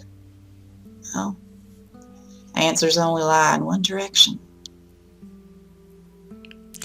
Indeed. And it takes you a couple hours to get over to the ranch. Kim, you've been watching from a distance as somebody is in the ranch. Somebody started a small fire in the barn, or just outside the barn, actually. And you kind of hear the clip clop behind you, and you see Mary and Sticky ride up slowly. You've been able to spot that it's two women. As they approach, she holds up a hand. Careful! There's two people already in the ranch.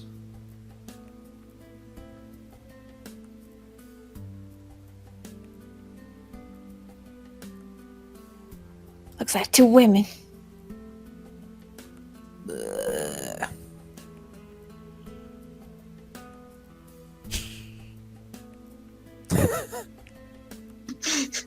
Texas Mike isn't much of a conversationalist, right? Yeah. I thought they approached. Yeah. No, Sticky and Mary approached, and Yeah, that's what Kim said to them. Yeah.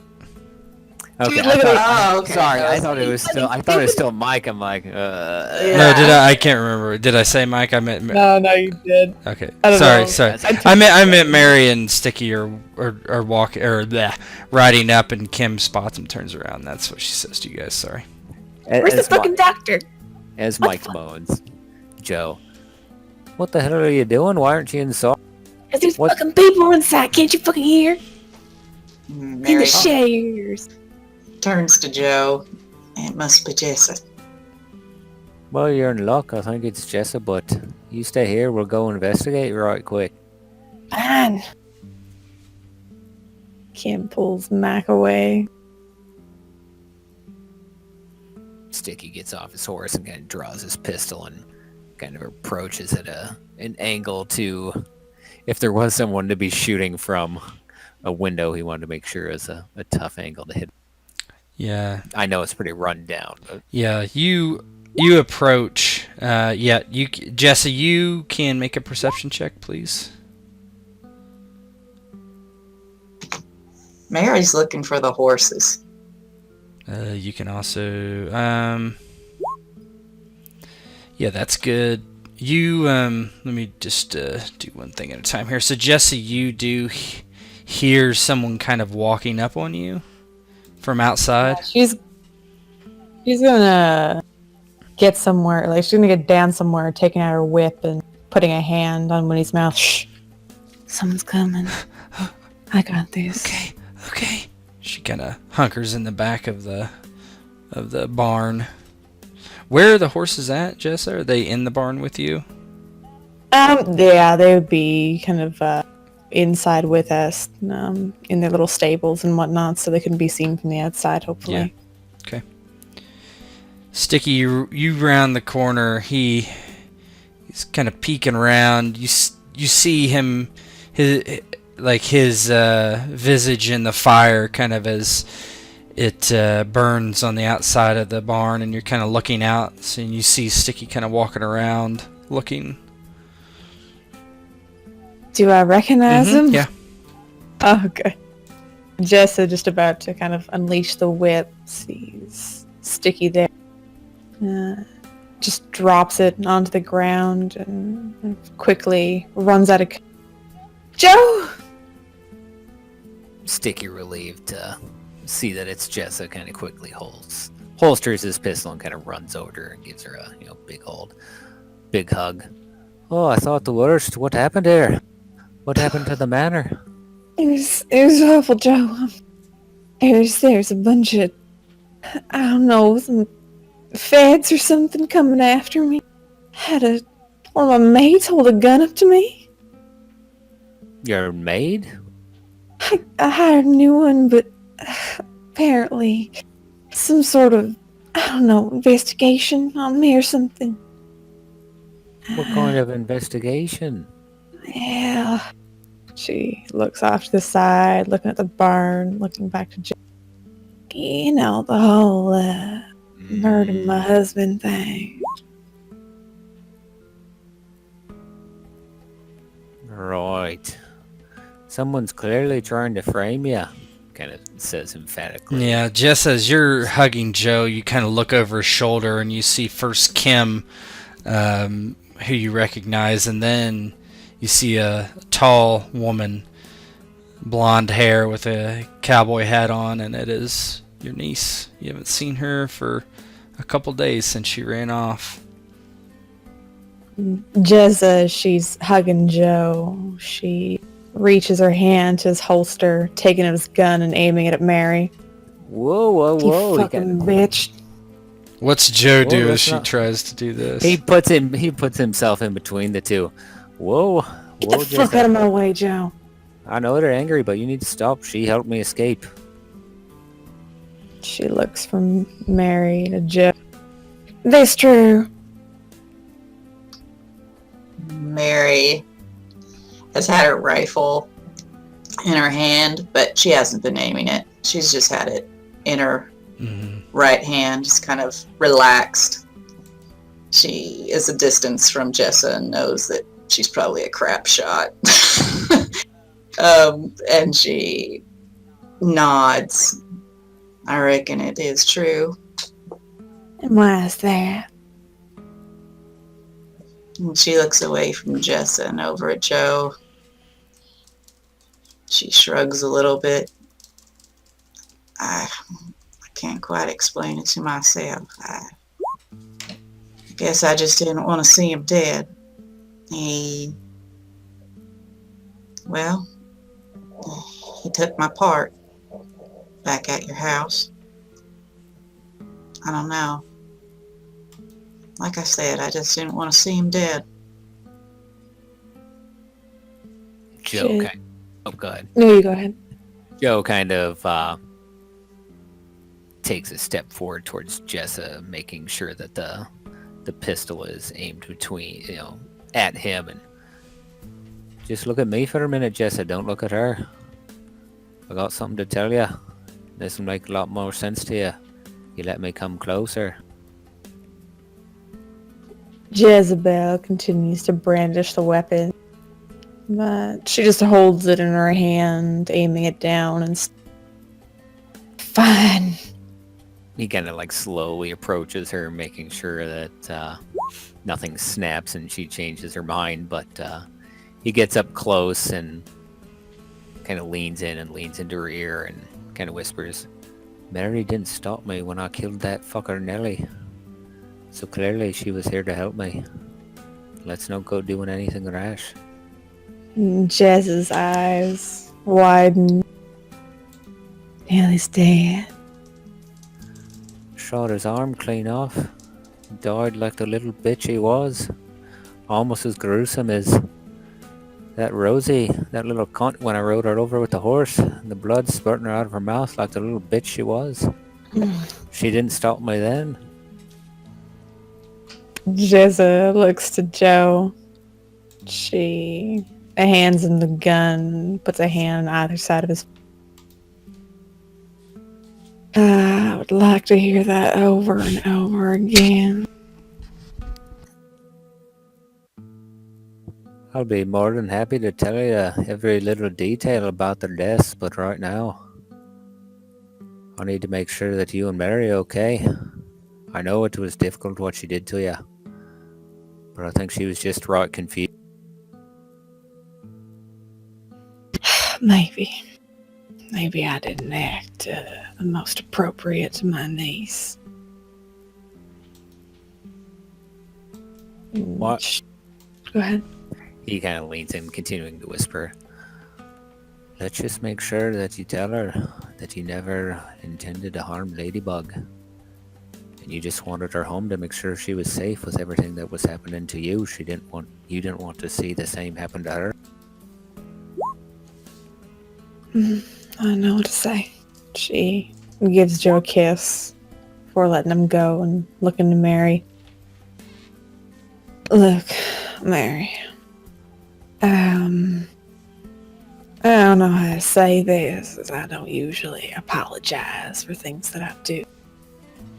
But I am sorry for my actions as of late. I assume they can seem a bit erratic, what I did to you, what I threatened to do to Ladybug. But as you can see, she's perfectly fine inside. Mary has been looking behind Jessa and trying to hide the excitement on her face. And she seems almost distracted when she looks back at Jessa as she's apologizing. And how good a job is she doing? Let's see.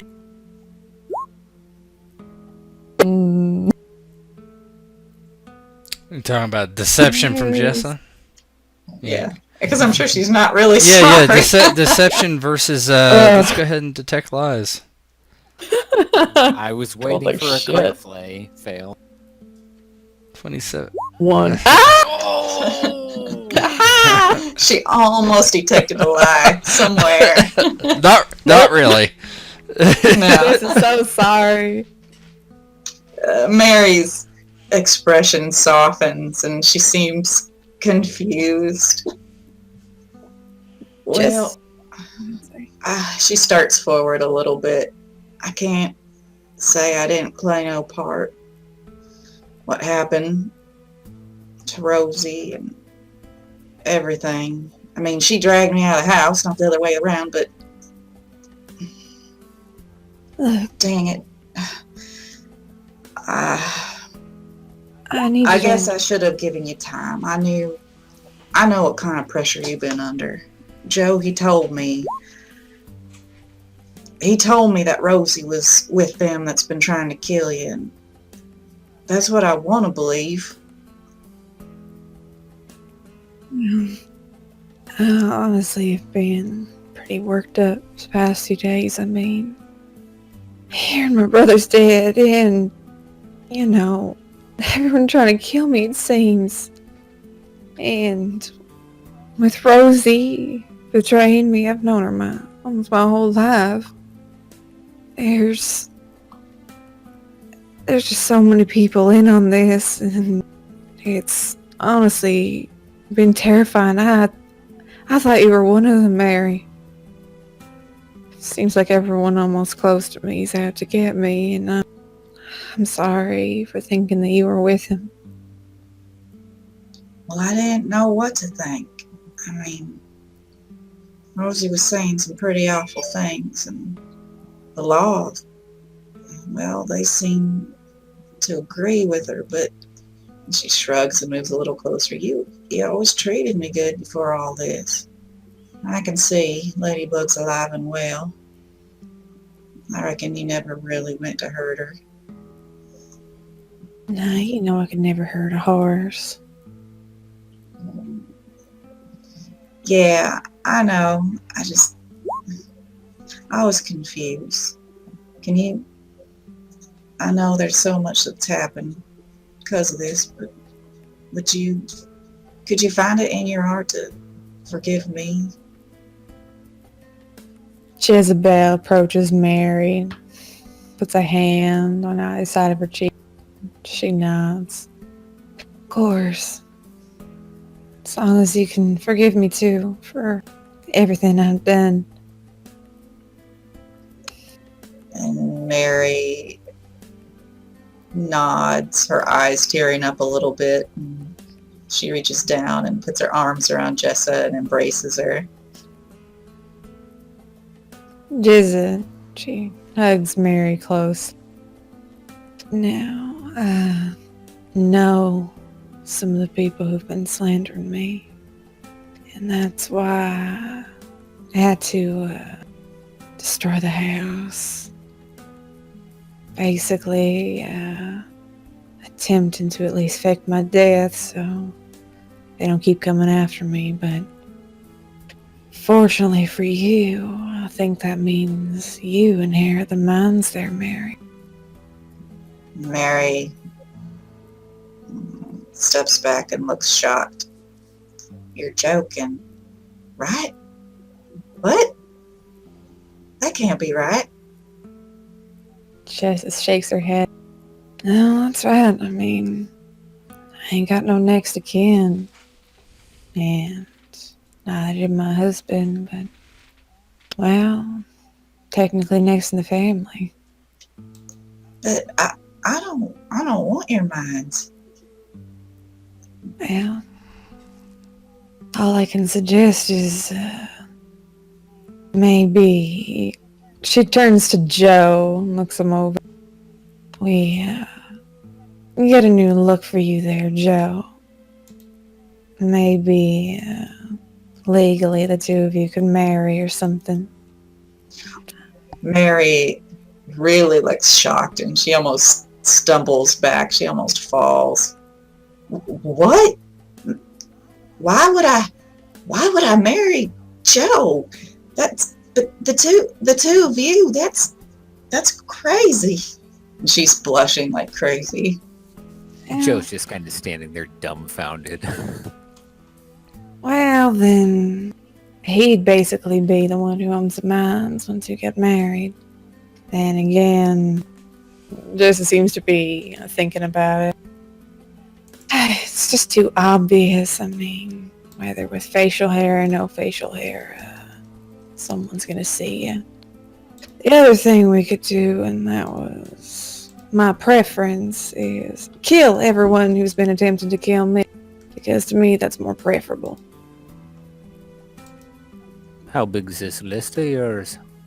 It's just mainly the major mine owners in the city, surrounding areas, the Butlers, Preston. Mary looks like she's got, again, a mixed emotion on her face, like extreme relief tinged with a little bit of disappointment. And she says, oh, well, that sounds like a better plan to me. Don't it, you, Joe?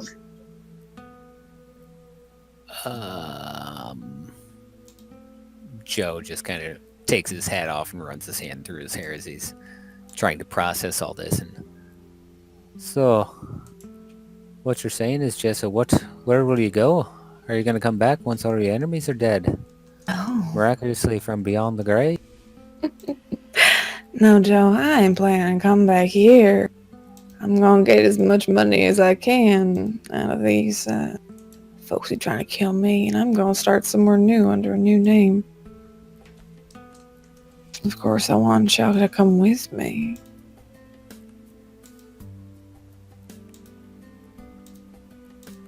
I'm gonna cause as much hell in this town as this town has caused me. Well, I'll do everything I can to help you. I can't say I'm ever gonna leave, but she looks down at her rifle. No one's gonna hurt you if I got anything to say about it. There's definitely ways to make some money. Good. And the other thing that I did have a question about, mostly for your two compatriots up there, Miss Kim and Mike, is if Red Kate's been giving them orders.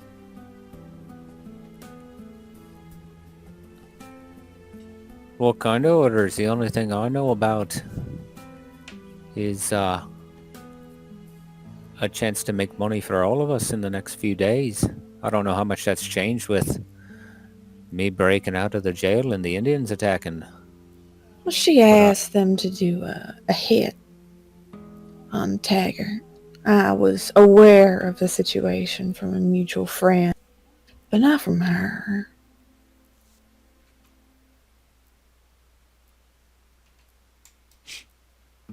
Did this murder end up helping you out?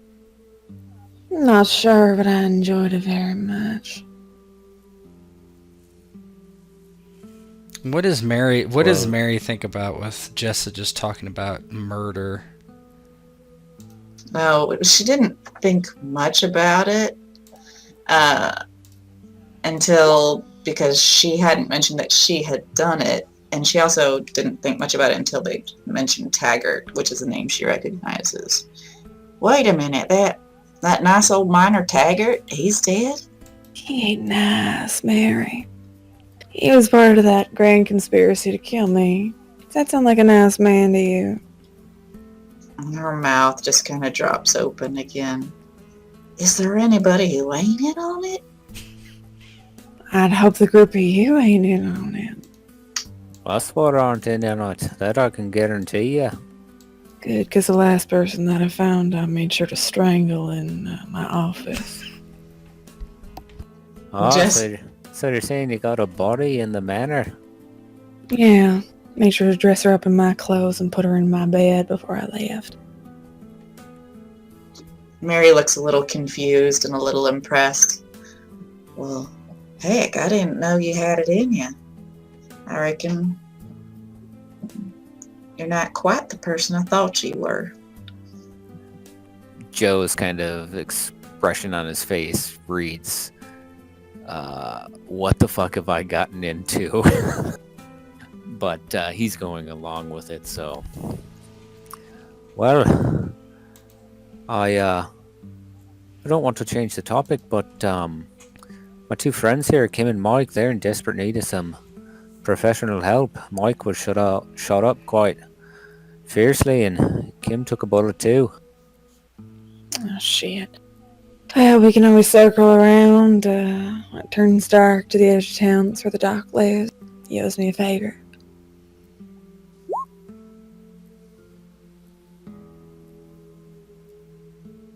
I don't suppose perhaps myself I could go in, or maybe me and this little sprite here.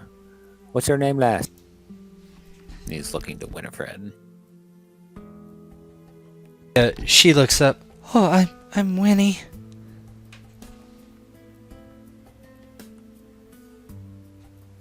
Do you think the doc would come out here and take a look at Kim and Mike? If she looks to Winnie with a little bit of concern, and she goes up to her and kneels down beside her. You think you're up to going to get the doctor there, Winnie?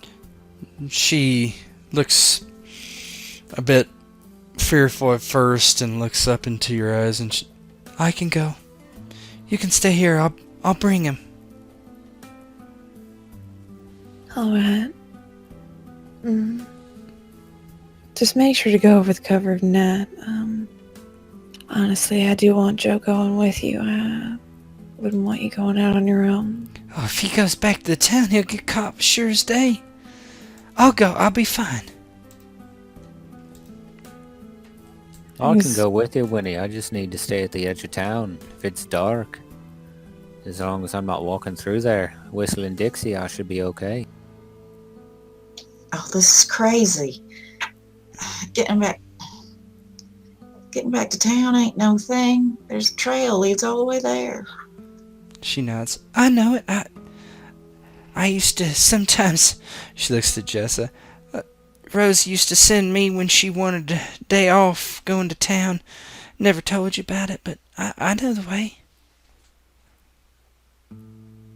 Jessa takes a deep intake of breath through her nose, slowly exhaling. All right, just anytime that happens, just make sure to tell me everything, Winnie. No more hiding things from me, all right? I know, just they're all telling me one thing to do, and like Miguel, I mean Maxwell, he used to tell me things too. She kind of looks down, kind of sad. Winnie, it's okay, it's okay. If you feel like you can do it, go and get the doctor, okay? Yeah, you've done such much for me. This'll be easy. I can do it. Thank you so much, dear. Stay safe, alright? Oh, wait. If we're gonna be holed up here, we're gonna need some supplies. I reckon the doctor could bring some things back on his horse. Sure, I'll ask him. Good. Now, be careful, but be quick, okay? Yeah, I'll be back as soon as I can. Tomorrow morning. Good. She gives her a kiss on the head before letting Winnie take off with one of the other horses. And she does. Joe kind of looks to Mary. Mary, I don't suppose you could help Kim and Mike get settled in. I want to have a little walk and a talk with Jessa, if you don't mind. She colors a little bit. Oh, yeah, of course. I'll go help Kim. She walks over there, seeming a little downcast. Joe kind of notices and motions to Jessa, if you don't mind, and he kind of holds his arm up to escort her away from the group to kind of talk in private. She gets up from crouching position, goes over to Joe, taking I'm glad you're alright, Joe. I was honestly really worried. Oh, you don't need to worry about old Joe.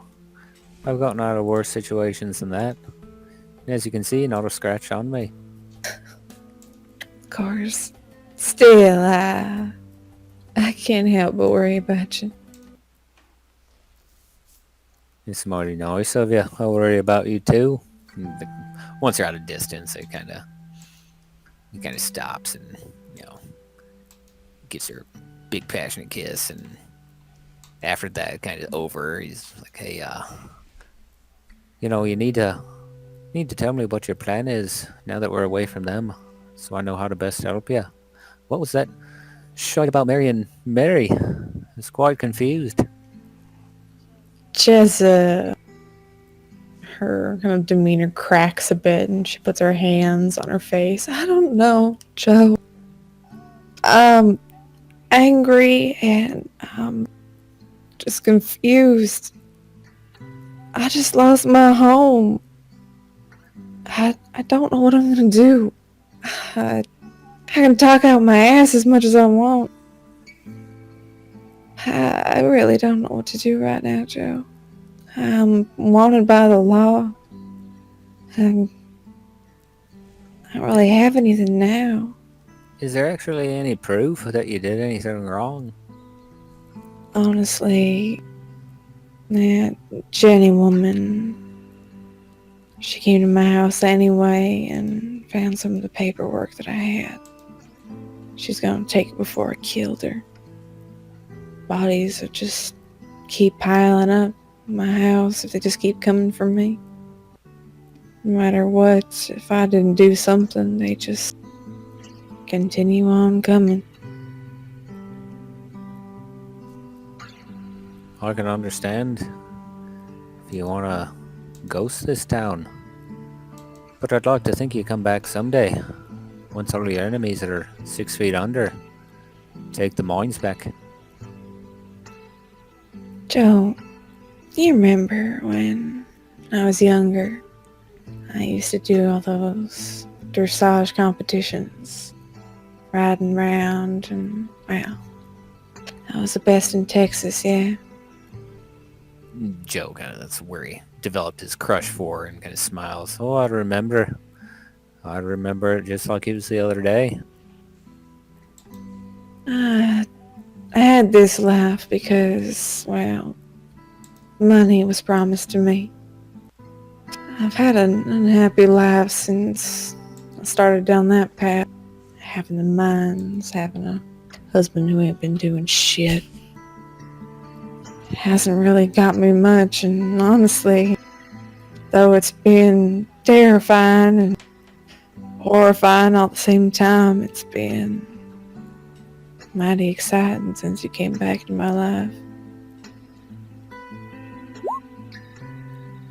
I'm glad I could help, but now the next step is getting revenge.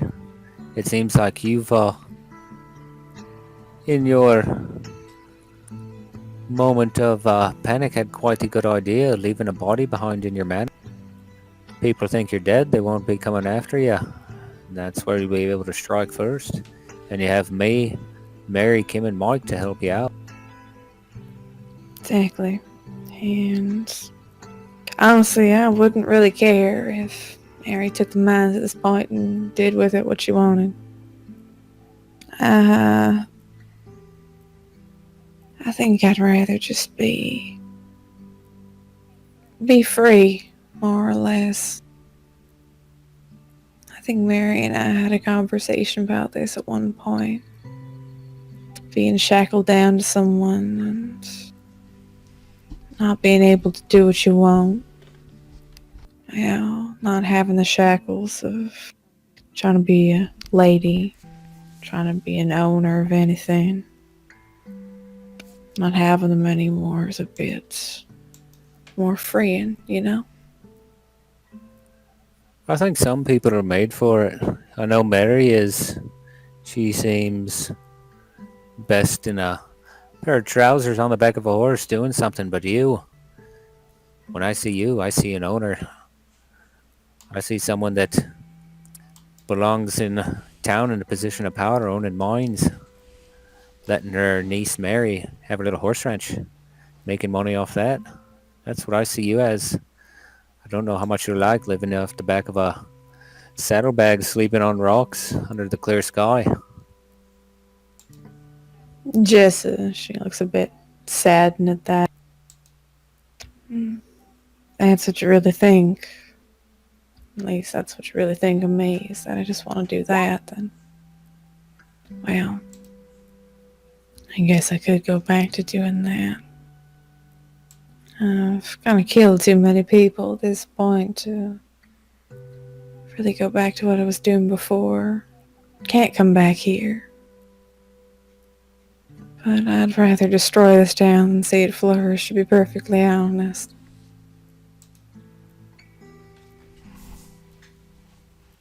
Joe kind of doesn't react to that as best he can and goes, if you want to leave, I'll be with you, but I made some promises that I need to keep. I know it's kind of weird and hard to understand, but when I went and killed Rosie, Mary had a chance to kill me and she didn't. In fact, she loosened my binds and put a knife in my pocket. I would have tried to escape. And then when Mike busted me out of prison, she had a chance to shoot me dead as I walked out the hole, but she chose not to. In fact, she killed the lead Buffalo soldier. She's been a help. She helped me escape, and I promised I'd help her. But you know, I'd follow you anywhere, but I need to keep my word. I understand. And I'm fine with that. As long as you at least help me with some of my revenge here before we go. I've always wanted to have my name known, Joe. Always wanted to have my name on some sort of billboard, known in households and such, and if I can't be known as being a powerful female mine owner, well, I'll be known for causing a bit of destruction then. I feel like those ones are always remembered in the history books more. That's a decision for you to make if you want to be remembered or if you want to have a good life. I want to be remembered, Joe. I ain't gonna live long. I don't think no one ever does. And I want to make sure everyone remembers Jezebel Dunn long after I'm gone. Well then, I think the first thing to do is you're going to do that. We need to heal up my mates, and Kate, she had a job for us. Involved taking a bunch of money from your competitors, I think. Next few days. Might be pushed back now due to that Indian attack, but if that's the life you want, that's the first step in going about making it happen. And you're fine with that.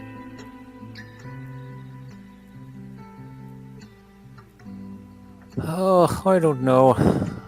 I came up here, and I think the life you had might have been the best one for you. You just happen to have a shite husband. Not saying I'm some knight in shining armor, but I would have helped you make that happen. I believe you said you wanted all the mines the first night we were together, and I was ready to make that happen however it was needed to be. And I'm still willing to do that. We just need to get rid of the people who think you're a murderer. It's gonna be a lot of people there, Joe. Oh, just a scant 12 hours ago we killed a dozen people at least. What's another dozen or two? Fine. Well, we'll see how it goes. But, go ahead. Speaking of that, would you like to hear how Nellie died? Kind of shifting the conversation. See, she perks up a bit at that. I would, actually. And you need to tell me all about Rosie as well. Yeah, as Sticky's talking about the death of Nellie and Rosie.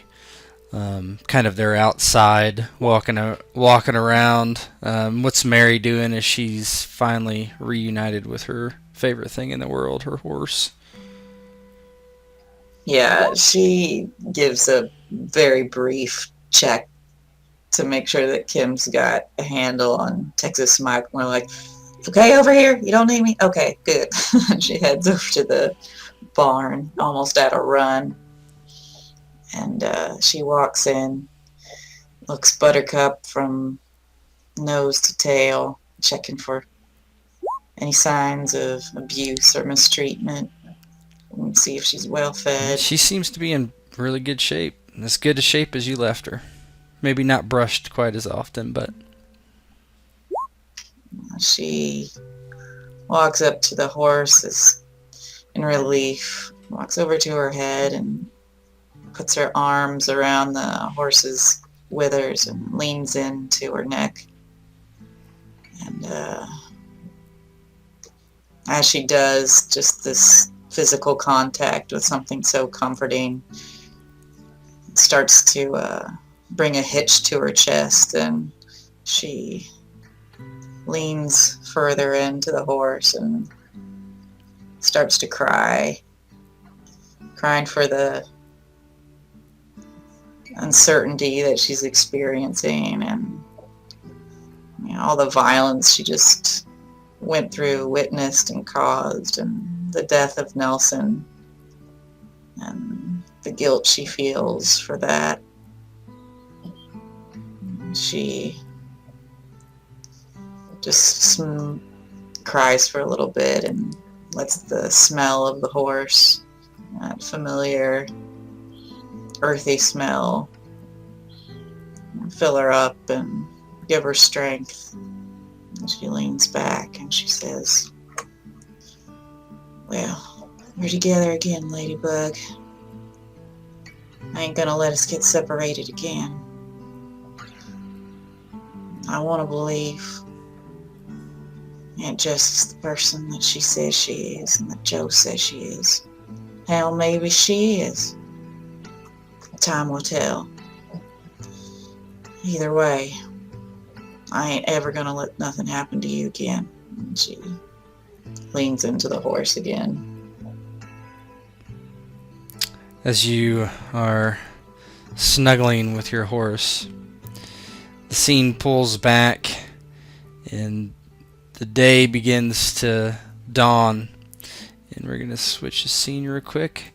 I'm going to need a volunteer to play someone.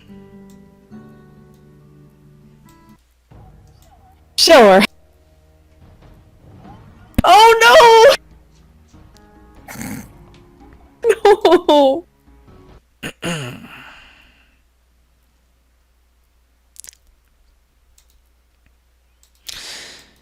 The scene switches to a small fire with a group of agents.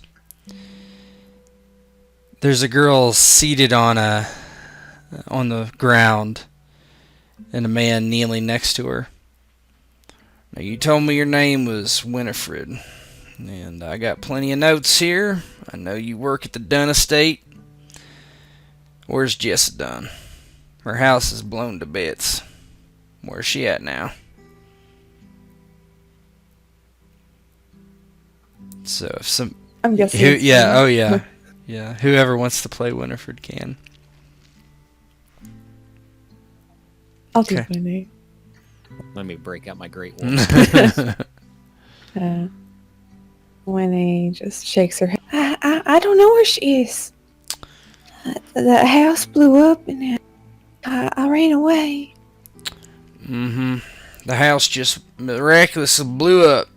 Self-combusted kaboom, right? I don't know what happened. I was outside at the time. Yeah. Reports I got from Miss Rosie here says you're pretty loyal to Miss Dunn. Boys, this girl thinks she's pretty. And a couple of them smile.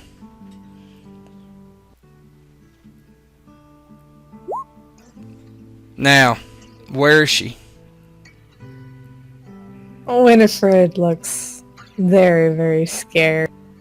And looks to the Pinkertons and to I don't know, I swear. Please, just let me go. He shakes his head. Well, gotta be sure. I'm gonna make my name on Miss Dunn, you see. I'm gonna find her. I'm gonna hang her.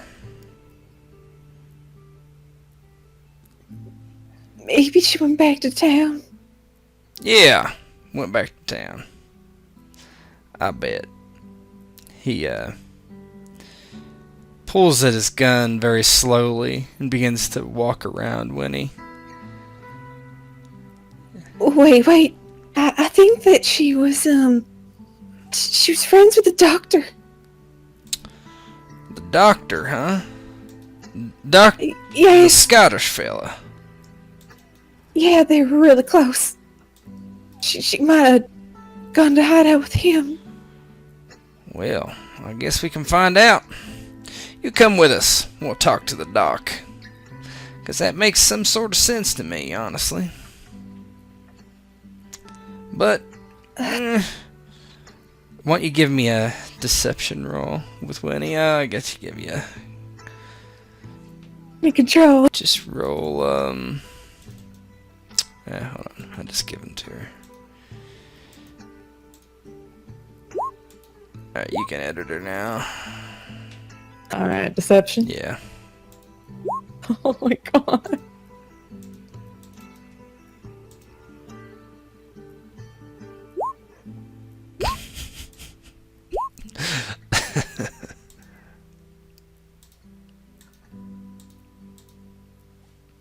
She's sweating, trembling, and she's not looking at Agent Booth in the eye, mostly looking at the ground. Yeah, well, maybe she does talk to the doc. That's an interesting thing. I'll file that away. But you were coming from... Well, you weren't coming from the Dunn estate, so where were you coming from?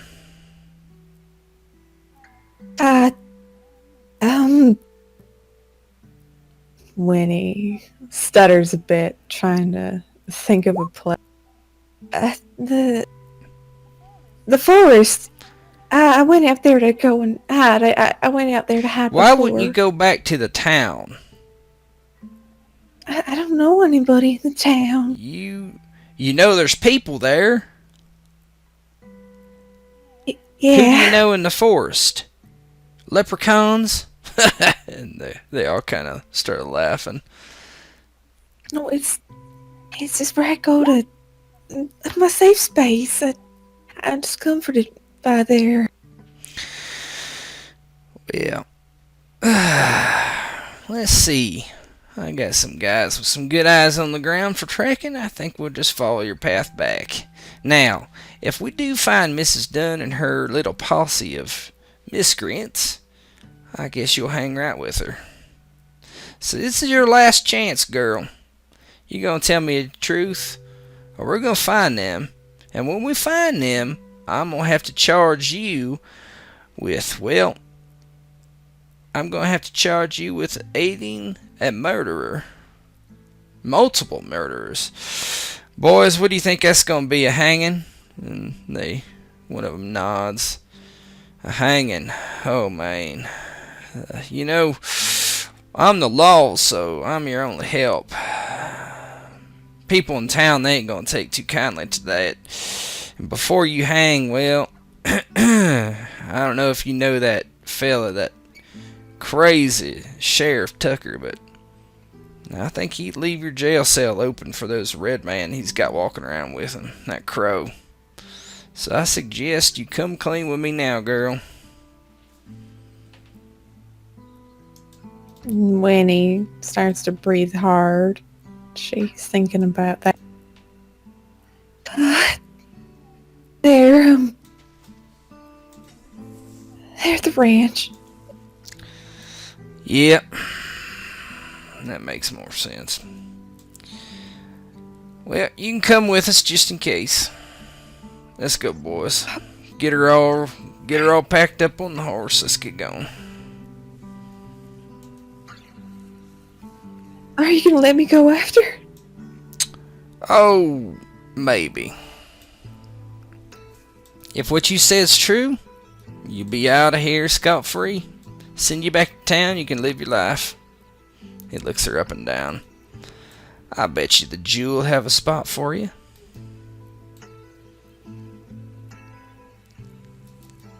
Winnie just starts to cry at that. And they get Winnie up on a horse and jump on their own and begin to take off. And the scene switches one more time to an indiscriminate time in the future. Undetermined time, not indiscriminate. Let me give some people sight. I don't think everybody's in here.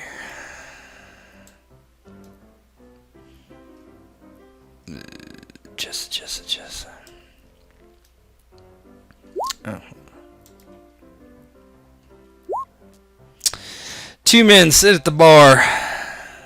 Two miners from the Dunn mine. Whew! You hear that story about those Clover gang? Oh, man. Yeah, you know what else I heard, John? What? I heard that crazy lady took us in that basement got blown up. Really? Blown up? Blown up. They both take a shot and look across the bar to Red Kate. What'd you hear about that accident? You know everything. I heard it got blown up. What's Kate? I mean, you've heard. Yeah, the rumor is that she died in a terrible accident. The house got blown up. Oh yeah, I heard there was folks that weren't too fond of Mrs. Dunn, and I reckon that this eventually caught up to her. May she rest in peace. No woman deserves to go like that. Phew. Yeah, one time she took us in the basement and she was awful aggravated at us. But yeah, somebody did try to kill her. That was that dirty Jim. He's crazy, cuss. Well, that's right. You hear anything more about that, you let me know. You know how fond I am of a story. Yeah, we will. And they pound back their shots, and kind of the screen pans back and just shows the Jewel just moving just as busy as ever, like nothing ever happened. And finally, the screen pans way out on LeClaire as people are, rebuilding the jail, and even further out it pans, and you can see the Clover gang riding, and another posse of men riding as well, searching for them. And that is the end. There will be no season 2, but there will be potentially one-offs of what's happening with the Clover gang and around town. So I do thank everybody for playing, and if you're still watching, I do really appreciate you watching our campaign of Handy with the Steel and our playtest of Heroes and Hardships. If you have questions, please feel free to ask in the comments here or in our fan club Discord that we have, which you can find in the front of our YouTube channel. Thanks for watching, and please subscribe and click the bell for notifications. And thanks everybody for playing. And that's it.